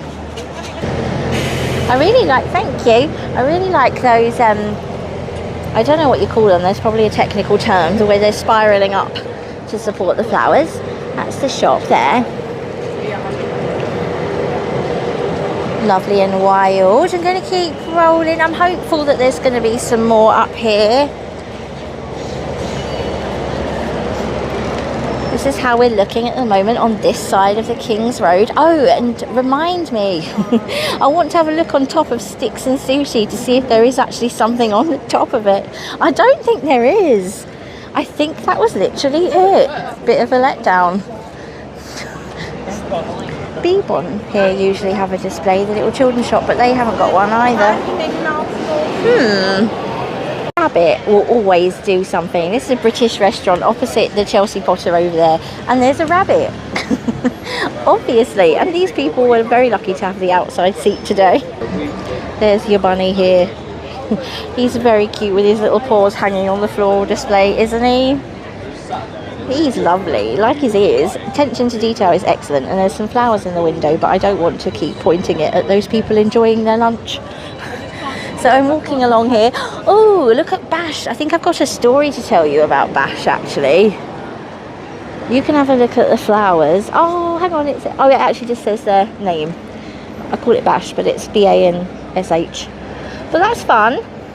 It may well have been a bit of a riot down this end, because Bash here was all kinds boutique, and this big unit here, Zadig and Voltaire, was once Kleptomania. Brilliant name and such a brilliant boutique. So you know you're not missing out. Hello, bus. There's nothing up the top there. It's just shrubbery. We are going to take a little jaunt, only a small jaunt this time, down Jubilee Place, and I'm going to show you something really, really special floral wise, hopefully. Haven't seen it, but I know that it has a nice little story, so I'll tell you that. Down here, it's got a little crowd, so that's a good sign. This right here is Cole and Sons in this incredible building. I absolutely love looking at this. And this is actually the flagship gallery of a bespoke wallpaper maker. And they've been here since 2022, but they've been going themselves since 1875. What's really special about this is that this building originally in 1888 was actually made for wallpaper manufacturing. So the fact that Cole and Sons moved into it means that the whole building went back to its original roots. Isn't that just so dreamy? I love that as a story, and I also love their display. I think it's still being worked on. But I love the fabric because they obviously do wall coverings. Inside of there, they have an archive. I think that's like 2 centuries full. Like there's 2 centuries worth of material in there, which is just cracking. Must be brilliant to look at. Sun trap down here as well, totally gorgeous. These oversized flowers are amazing, and you know that I love to see the colour. And they've got some beautiful vases in the window there as well. Inside it's like set up like a showroom. Really beautiful. Looks lovely. Hopefully, maybe I'll pop back here later and see what they get up to. I'm glad they're being watered a lot. This looks really lovely. I actually come over to have a little look because look in the window. I love the fabric going up to the pane, and this blue dress. I love the flowers obviously, but the blue dress is pretty. I hope you can see because the sun, it's really hard to film in windows, but hopefully it gives you an idea. It's really gorgeous. Back on the Kings am I, and I'm approaching Pheasantry, which is Pizza Express, and here he is. This is cool. He's quite scary. He's wearing a Breton stripe t-shirt, which was very, you know, Vince Mann in Vince Mann Shopping Carnaby, and he's a waiter, but that's I'm trying to draw to the 60s at all times. There's some beautiful little flowers here. They've got some little dough balls and a nice side salad with a mozzarella on in floral form. So there he is, and you can see everybody enjoying their lunch in there. Oh, sorry, I'm getting out of the way. And then this truly is live action. I'm going to point you here because yeah, they always put something here which is fun. Another guy looking slightly like a young Boris Johnson. And there's some more goodies on display down here. Isn't it so lovely in here? Look, 60 years, 1965 icons. There you go. So they probably weren't just wearing the shirts because they were waiters, but because they were very fashionable in 65. That's quite cool. And there's some more goodies there. He's actually modelling the shirt for us, one of those workers, doing a cracking job. This is fun, and I like the sense of history, obviously. Have we ever been down Markham Street? I think we should do it now. Chelsea Green dental practice. I can't work out what that is from here. I'm going to turn around. Rather brilliantly, it's the Tooth Fairy, and I love her. She's gorgeous. She's so clever.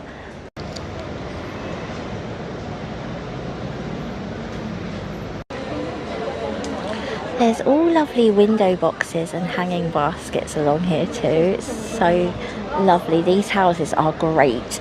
Now I am going to continue on down Markham Street because I am taking you even more off the beaten track to a little hidden bit of Chelsea that is just so cute. It's like a little village at the back, and I think you're going to like it. We are now entering Chelsea Green, and I can already tell that this is going to be the pizza place on the corner because of the gorgeous flowers outside, the colour and the effort, because they're going all the way up Oh my goodness, I wonder what we're going to find around this corner. What have they actually done for the main display? Look. This is gorgeous. This is so authentic in here. It's tiny, but if you can get a seat in here, do it. Oh my gosh, look at the amount of them. Look at the amount of them. Oh, this is dreamy. It's like a train. Am I on the road? No. Oh, hello. Vote. Yeah, because we can vote. I forgot to tell you about that actually. You can vote for your, like, the audience favourite. There's judges for the others. This is the name. Cinquecento. How gorgeous is that? So many dresses to choose from, as is only right and proper whilst you're in Chelsea. I thought I would take you over the road just so you could appreciate it in the context of the whole building and how much it's taking over. Thank you. So lovely. I think that's extraordinary. You can also sit at the side there because there's a little umbrella part of the display. And you can sit with the pretty lady. Welcome to Chelsea Green.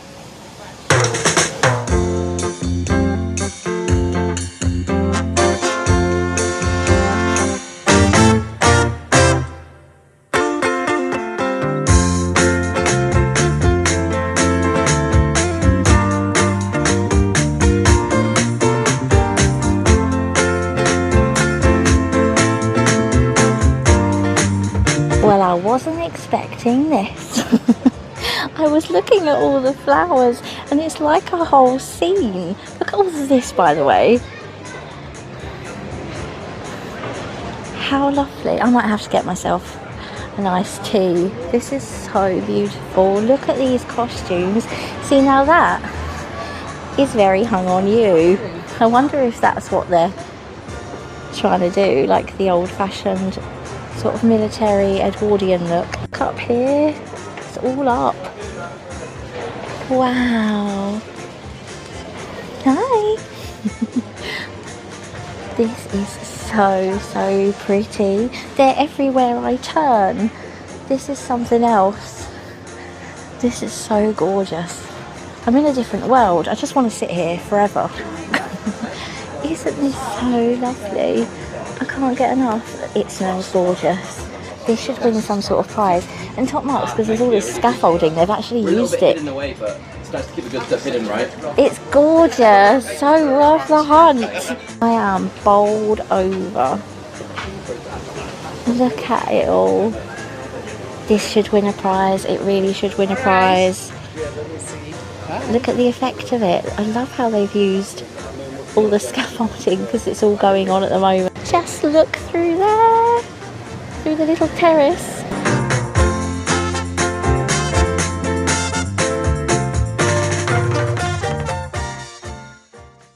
So I'm back out on the Kings and I couldn't just walk past this site here, even though it's a bit of a mess at the moment. Joe the Juice has gone, there's another branch down the bottom, but this is Markham House and it was the site of Quant's Bazaar, so the shop that really started it all. My heroine Mary Quant, she has her own little heritage plaque up there, and I also love that she's next to the street sign. There's some brilliant footage and photos out there of Bazaar, which was on the ground floor, and the Mary Quant purchased the shop with her husband Alexander Plunkett Green, and he had a little restaurant downstairs in the basement, so it was their venture, and boy did it shake things up.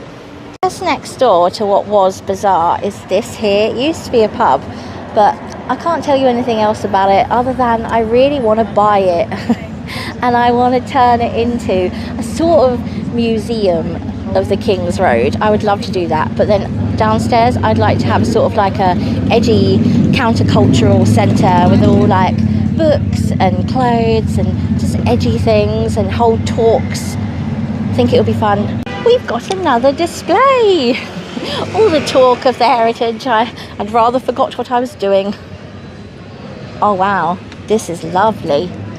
I can see why I've seen everybody all day stopping here and taking photos, and I can see why now, because this is very, very pretty. Look at the little ballet shoes. This is wonderful. Look at her face. She's got a Queen Victoria kind of face. Oh yes. This is the shop. Oh, I love her. She's gorgeous. I'm pretty much in everyone's way. Never mind, they're here to be looked at, aren't they? This is so pretty. They're the rushes. Oh yes.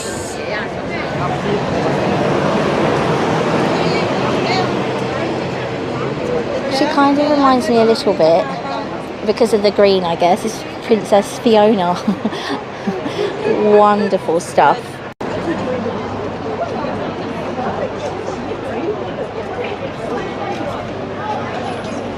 I hope our lovely little flower seller is doing a roaring trade over there. Oh yeah, they've made some effort there at the knicker shop. I want to talk to you about this building here actually. This was something called Stop the Shop for very, very good reason.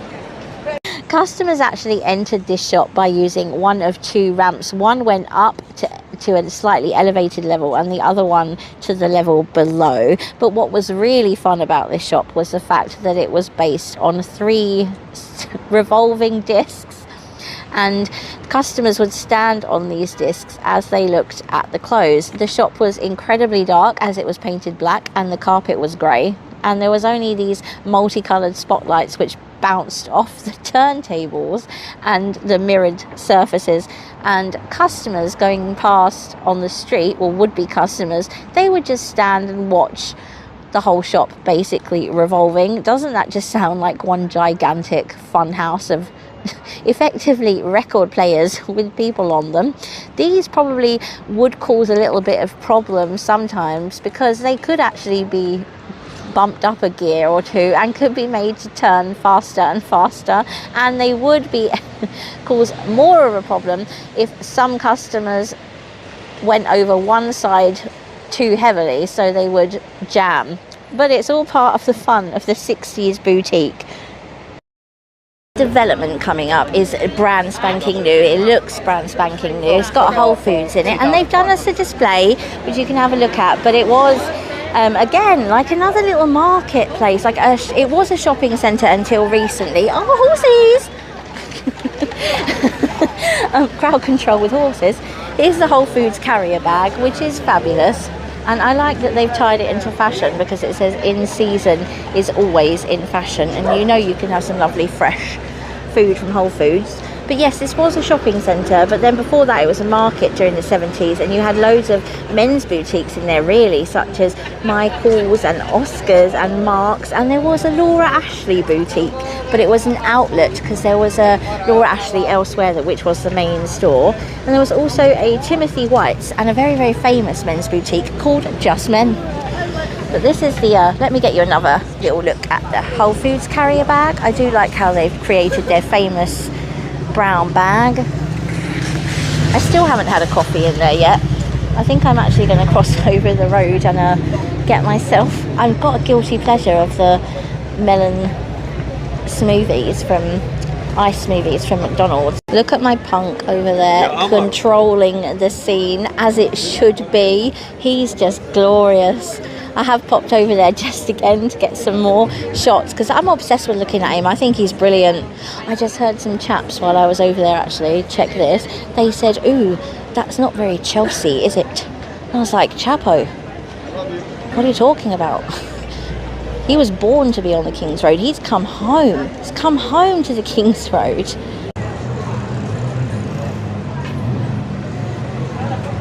I'm feeling like this is slightly sparser than last year, but this is Varley. They had a great big floral display out here last year, like that was a greengrocer, but they do have some beautiful things in the window. There's some like pussy willow there on a gorgeous antique dresser. And then up here there's like a mirror, the flowers of the mirror, which is fitting, and it's such a beautiful store. Oh my gosh, I've seen a sewing machine.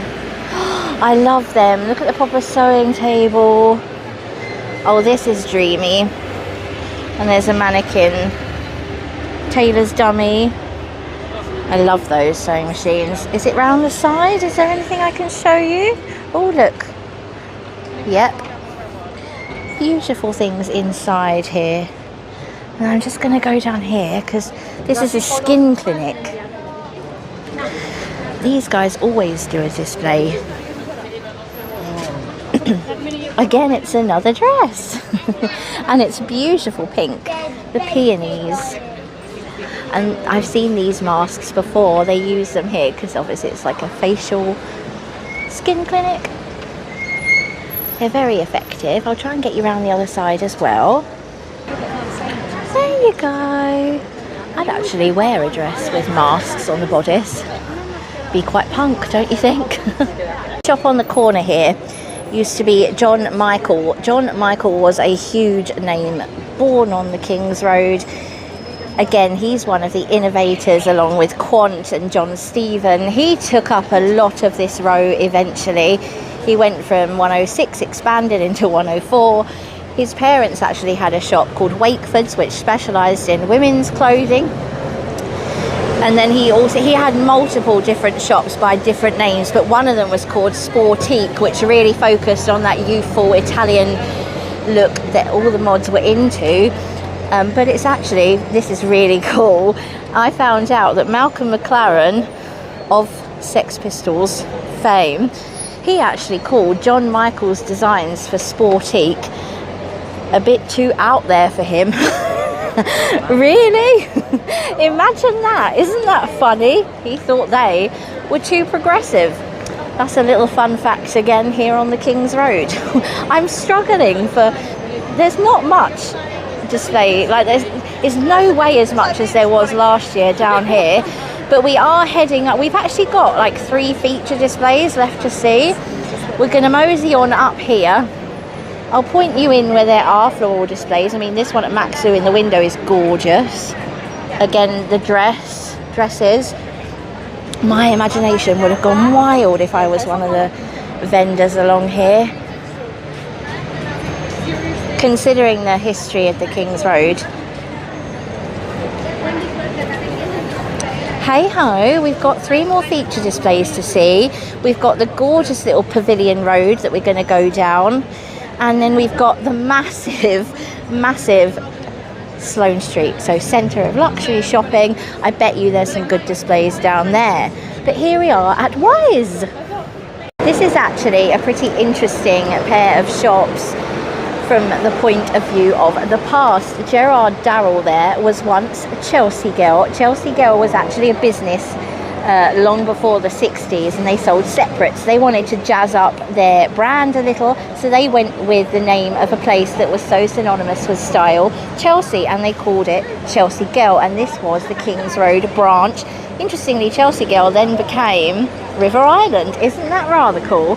And then next door here at Wise, where there is a display spilling out onto the pavement, and another dress was once a really cool shop, which was very distinctive in style, and it was called Just Looking. It had sort of the same design as the Chelsea drugstore down at McDonald's, because it was done by the same guy. So that's pretty interesting, and a trip inside there would have indeed been pretty trippy, and it was very futuristic. Lots of mirrors, lots of glass, lots of edged, sharp edges.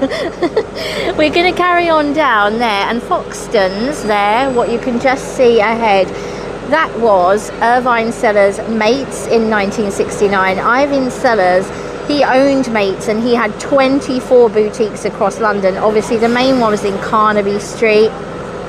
Mates was groundbreaking in that it sold clothes for both male and female, and you had males and females shopping together inside there. There's some incredible footage on the internet of newsreels at the time going crazy that boys and girls were changing together in the same changing rooms.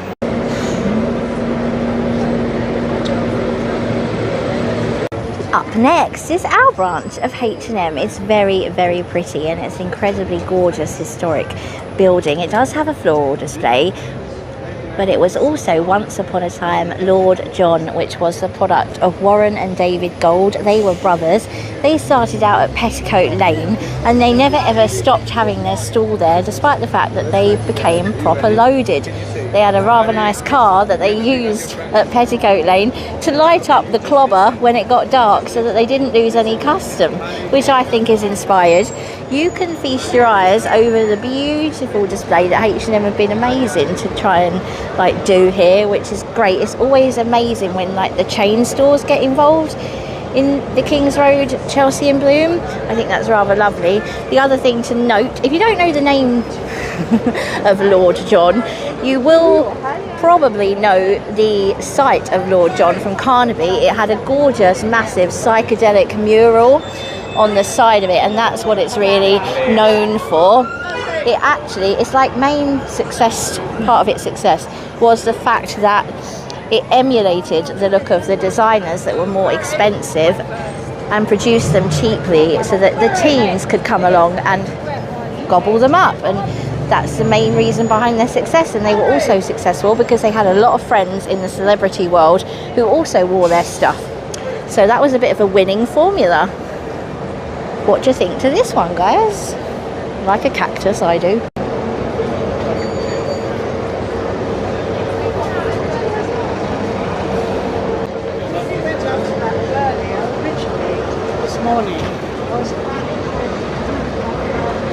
Favourite shops of Chelsea, John Sando down there, but I just wanted to point out here, do you see like the little bits on the tops of the windows there? They would have had Lord John written in, which I think is really cool. Such a really cool building to put such a rebellious shop. I mean, it looks so classical. I think I love that about it. Shop on the corner that has a little rockery, which is really cute. Another photo opportunity. This was something called Take 6, which that was a bit of a sight as well. The music would have been pumping out of there, definitely. Oh, some sunflowers. Walking along.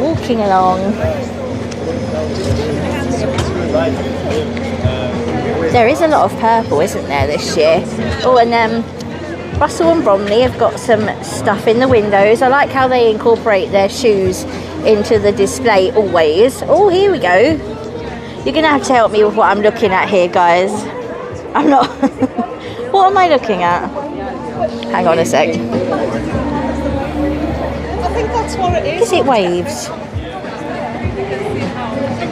Who knows? Gorgeous trotters, such perfect little ones' clothing. Sorry, I just assumed. Isn't this just dreamy for them? Look how tiny that little girl is they've made with the balloons. Kind of reminds me of that Banksy. Aww, look at that little hand, so dainty. Isn't it lovely? Quite muted colours, very tranquil feeling. It reminds me of like a little mural you'd get on the wall in a little one's bedroom. We are actually going to turn here at Trotters into Cadogan Gardens as I take you off the beaten track again. Say hi to Peter. Coming up here on Cadogan Gardens is the Organic Pharmacy, and I'm intrigued because I can see giant tulips. I love. They're very fashionable, aren't they? I like them. Ooh, how lovely. I don't think that's the Organic Pharmacy. Look at the dog. Look at my little Frenchie. That's adorable. I know a couple of Frenchies who would just sit there all day posing. They've even done accompanying window boxes, which is really sweet.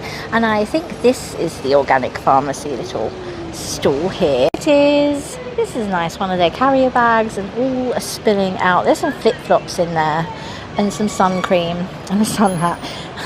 Appropriate, but the sun appears to have gone in, so I'll leave those in the bag for now. This is the entrance to the Organic Pharmacy if you're interested.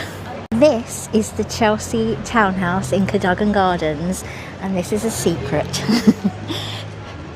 Look at this. Everything is gigantic.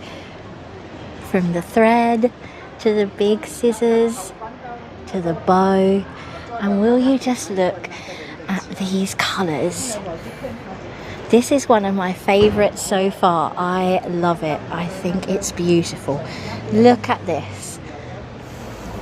even got the colours on. The actual proper brand as well, isn't it? Look. Just look at this. I'm enjoying. The smell is amazing as well. I can smell them. This is perfect. I think it's the building that makes it as well. So lovely. Perfectly placed.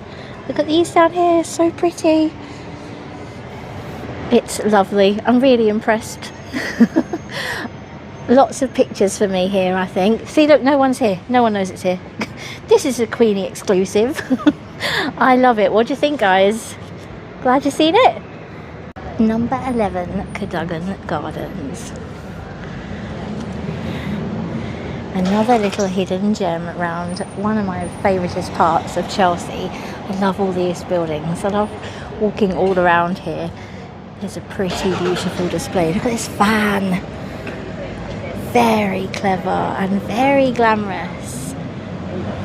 The sunshine is gorgeous. Look at the big swag over the door. Beautiful plants planted there. And then here, going up, look at the train.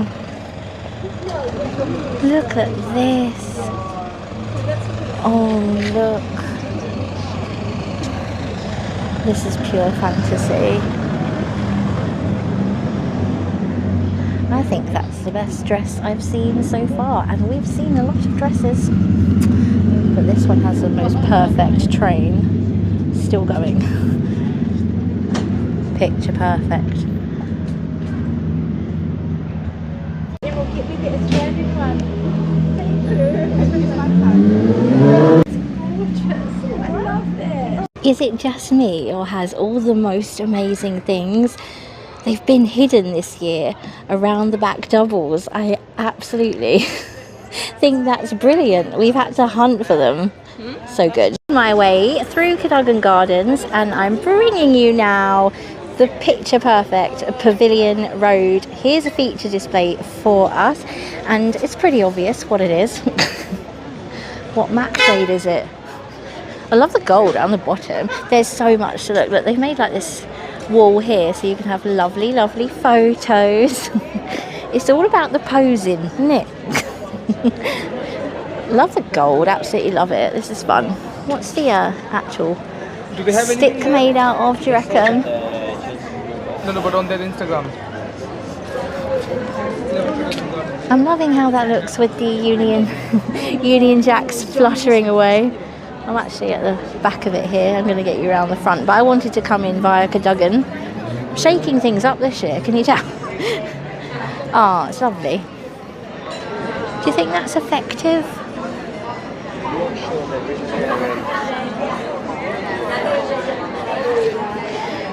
Everyone's really close to it. Is there a trick? Do you have to have a...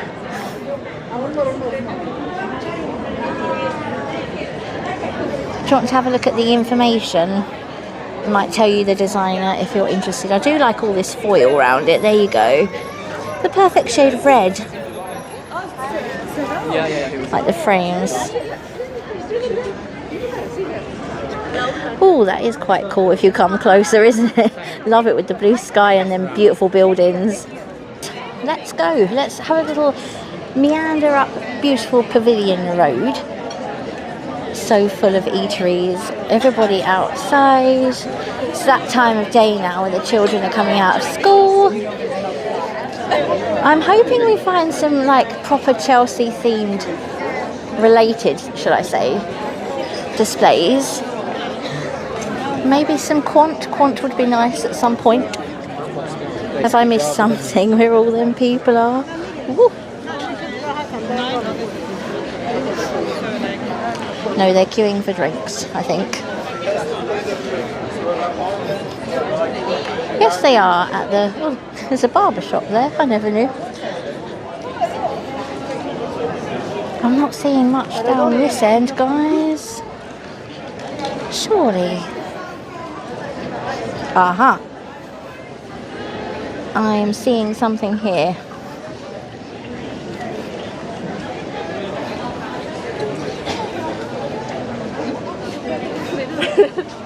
It's another dress.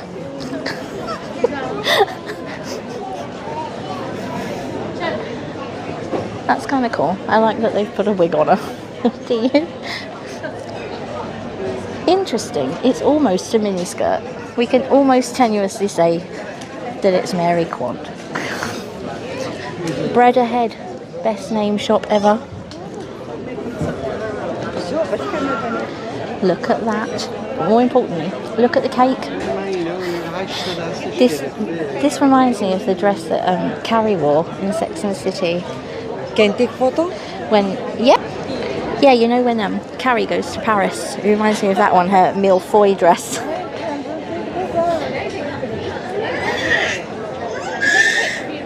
Looks like feathers.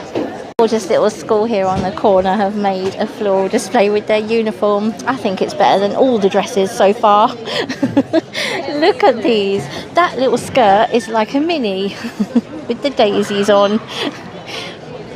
Look how cute. That is so nice. I love the school displays. Like, I really love that one up at Manresa Road. Oh, I wonder if one of them designed it. I bet they did. Clever children. They got vision, haven't they? That's so darling. Did you used to like wearing your school uniform? I used to love the summer dresses, that time of year when you wore your little checked summer dress in all the different colours. Cute. Okay, this is how we're looking in Pavilion Road. I am Chelsea and Bloom's unofficial taker of photographs for visitors, which has been really fun. I've met some really nice people. I met some people from New Zealand earlier. I had a lovely chat with them. That was fun. They're here for 5 weeks. We're coming up to the top of Pavilion Road. I don't know if we have a feature display down here this year. I think the lipstick was put there at the bottom. What have we got here? Just took another photo. Oh, look, it's a frame. Ooh. Lovely pink. I'm all about the pink. Oh, this is lovely. How lovely. This is very professional. They've got a little tripod. Oh, how lovely. It's like with a bodice. Very wedding inspired, isn't it? I love this combination of like the cream with the pink.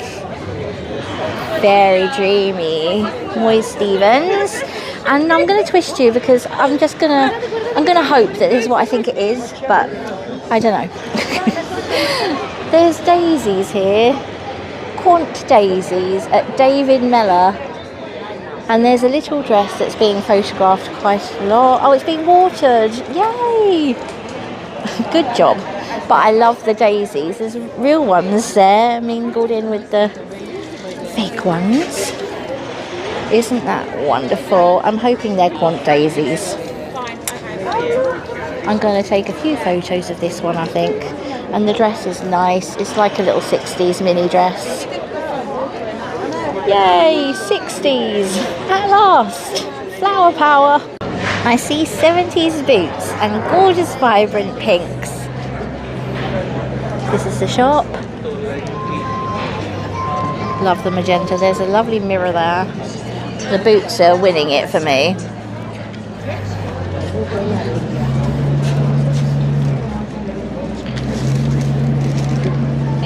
There's some lovely pinks in there and lovely flowers, really fresh looking. They're maintaining quite well.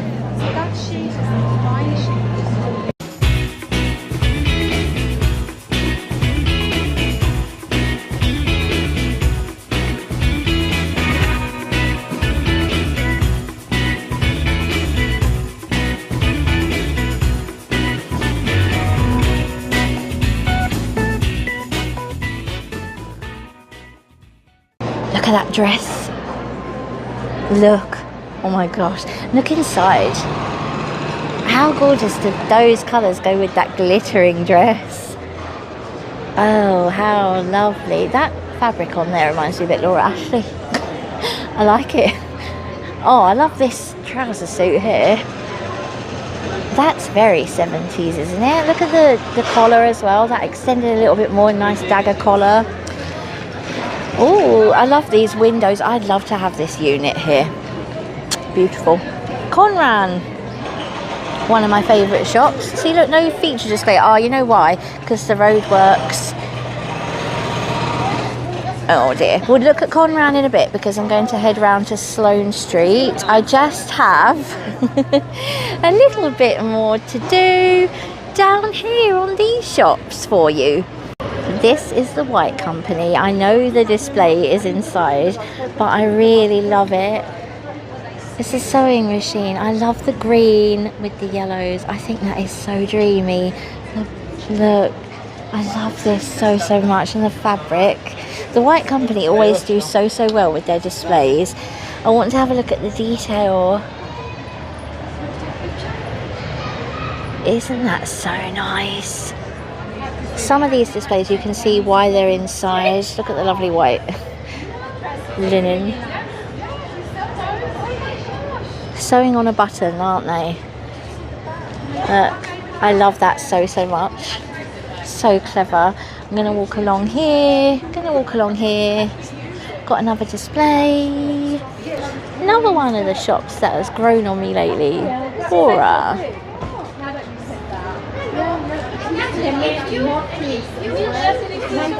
These whole little, like all of these shops here, Symonds Street, they're so conducive to displays because they're so beautiful. They're picture frame windows. They're lovely. I'm just going to check along here, but I don't think there's any more. Not sure. Annie Bing's got flowers inside again. Lovely greens, very fresh. Simplistic. And I think this is like a border frame on this one. Poetry. Oh, Poetry normally do a lovely avant-garde type display. No cigar. Kiki McDonald. How do you say that? McDonald. I love the blue. Absolutely love the blue. Very pretty. It's very simple, but I suppose it's fitting because inside they sell very fashionable wares, don't they? So why not just put a frame around your stuff? So now I'm going to head along Symonds Street here. I'm going to have a little look at Terence Conran, and then we're actually finally going to go up Sloane Street and we're going to see a couple more feature displays. I'm looking forward to those so much. I have no clue what they are, but I'm still holding out for some more 60s and 70s related stuff. Or at least something very couture, like very couture and unusual, and maybe something historic because a load of famous people have lived down Sloane Street. Fingers crossed. I'm back with you, guys and dolls, which was a shop off the King's Road during the 60s. And I've just heeded John Betjeman's wise words and refreshed myself in Peter Jones's, who do indeed have a little display for us, which is lovely. I also had to use Peter Jones's to give my modern device a bit of juice. Here you go. They have a lovely millinery pop-up upstairs, which I've just been to actually, because a lovely lady wearing one of said hats gave me a flyer, and they were absolutely divine. I had a lovely little look around there and had a drink. They've got a story, some words. All their windows have this kind of floral like motif all the way through, which is cool. Very nice. They are probably limited because this area is kind of under construction, but it did need it, so we're getting a lovely new pavement. No one else on YouTube will show you shots of the floor, but it's going to look lovely when it's done. Okay, we're going to go and walk up good old Sloane Street, which is quicker to walk than it is to be in four wheels. Here's Tiffany. I have no floral display for you. Here's Cartier. I have no floral display for you, but I will have down this road 3 further feature displays. So the big ones are coming, guys. The big ones are coming. I'm going to keep walking. Here's our beautiful church. This is Sloane Street, centre of luxury shopping. Jane Austen lived down here. Oscar Wilde was arrested here. We need to cross over, don't we? Hackett's over there. Here at Oliver People's and their glasses. I wondered when we were going to see a good pair of specs. I love the shape. It's my kind of shape, that is. Very nice. wildflowers underneath. Nothing at Jo Malone. Shocking. They always do a display at Jo Malone. Very, very sad. I'm really surprised considering the theme. But well done to Oliver Peoples. I'm just casually filming because a lot of people are coming out of the actual Chelsea Flower Show now. They've got nice clothes on with their hats. They like having a bit of a nose. I'm just going to try and find one of the feature displays. I may have to walk back the other side again and do that kind of thing. But you know what I thought we need? We need men. We absolutely need men. Because this was such a centre of peacockery during the 60s and 70s. But we don't seem to have much for the way of men's sort of floral displays. But I have found one here which is unisex. If you're Dame Edna Everage. Very theatrical. They are Dame Edna Everage glasses, aren't they? Strange place to put a feature display here this year by Anya Highmark.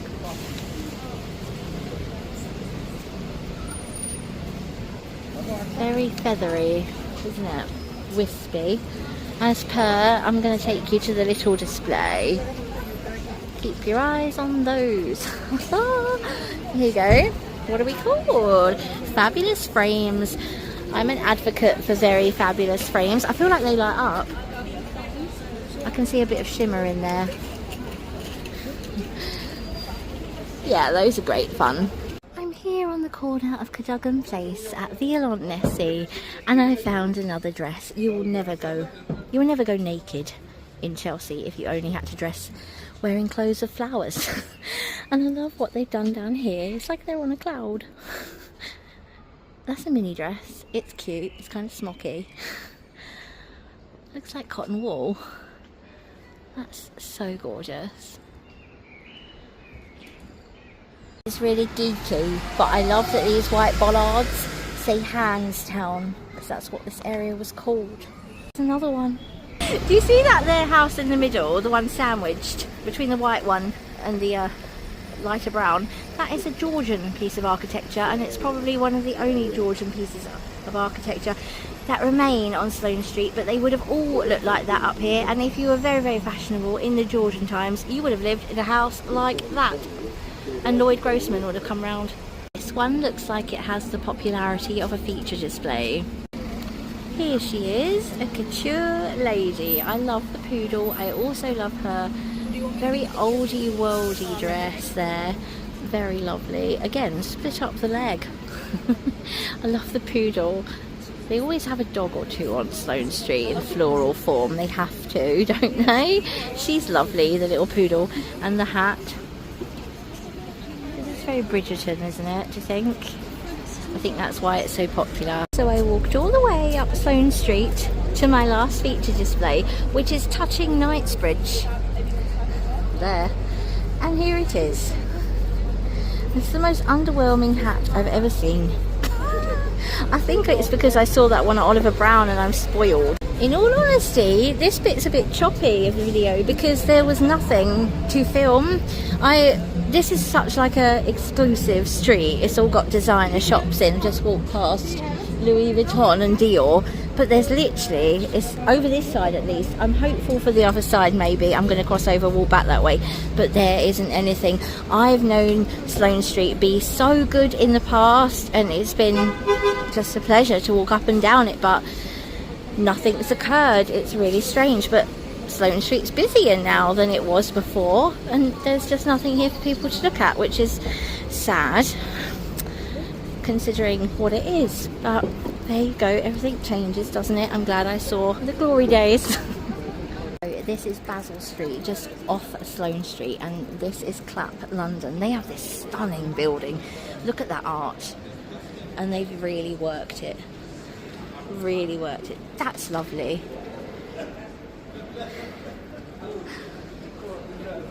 Look at the colours around that arch. How on earth? It must have been effort to get it all the way up there. It's really lovely. And look at this. This is an old part of Knightsbridge Station, obviously. It's that proper red brick, oxblood red. Look at that. So beautiful. This is lovely architecture, just like that. This is my final stop down Basil Street, and this is the Capitol Hotel. Hello. You carry on, babe. I'm fine. No, you carry on. Lovely floppy hat. That hat's better than the feature display down Sloane Street. Lovely pink. Look at all that. It's beautiful. All made all the better by the Union flag fluttering there. And look what's over here. I must see these. Look. Oh, how lovely are they? Look at the tie. Oh, I like those. And look at the shoe. This is beautiful. Hidden little gem again down the side off the beaten track. Just lovely. That looks so good. So good. Now this is fun. This is unusual. I love them. These are cool. Sorry, darling. Thank you. These are fun. Like, is that like a little perfume bottle? Oh, kind of cheeky. And look at this one. Oh, I like these. It's a perfume house, so yes, it probably is a perfume bottle. I love it. Oh, congratulations to Amafi. You have brightened up Sloane Street for me, and this is a good sign of things to come on this side. Look at the devil at that colour. Wow. The Belmont Cadogan Hotel has not let me down.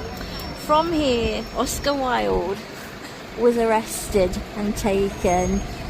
And here, if I am not mistaken, is Oscar Wilde's famous jacket coat. Wow, I sense that looks better from across the road, but I'm alone here, so I'll take my time. Look at that. Oh my goodness, this is inspired. I'm so happy this is here, because A, it's for the men, and B, it's got a sense of history, and I love it. I love how they've worked it over the arch. I love the flowers they've used. I love the way it goes down like this. This is perfect. I love it so much. The best of Sloane Street at the Belmont Cadogan Hotel. I wanted to give you some close-ups of the incredible flowers and to give you a sense of the work that's obviously gone into this and how gigantic it is going up this building. I love the hydrangeas. They just give it such a drama that it's just so dandyish. That's what it's telling me anyway, I'm thinking.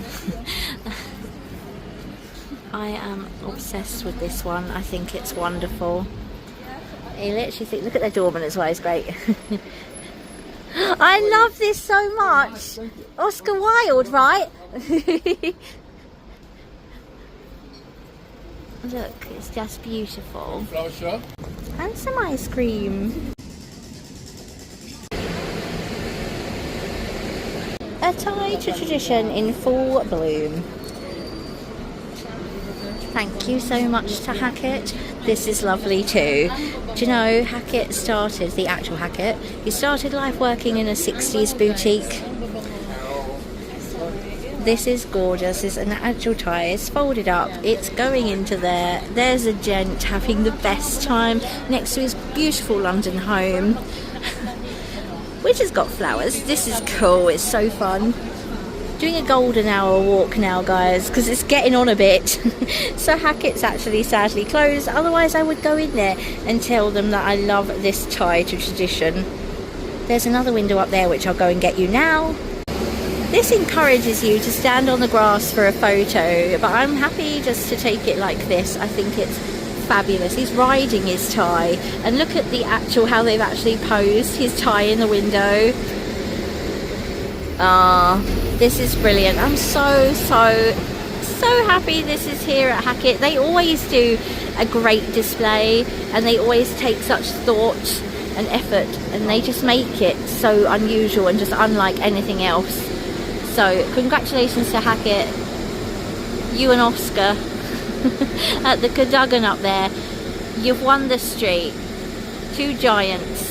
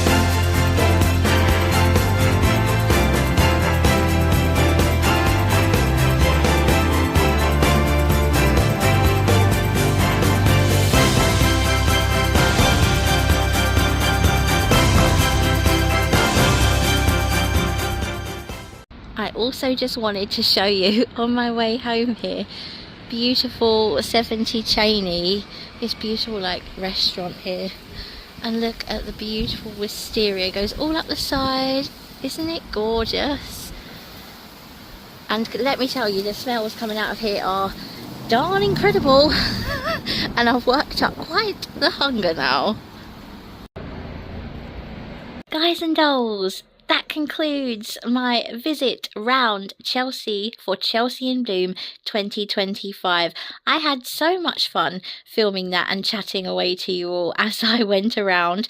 28,000 steps, give or take, later, and I'm smiling because I've just finished editing it.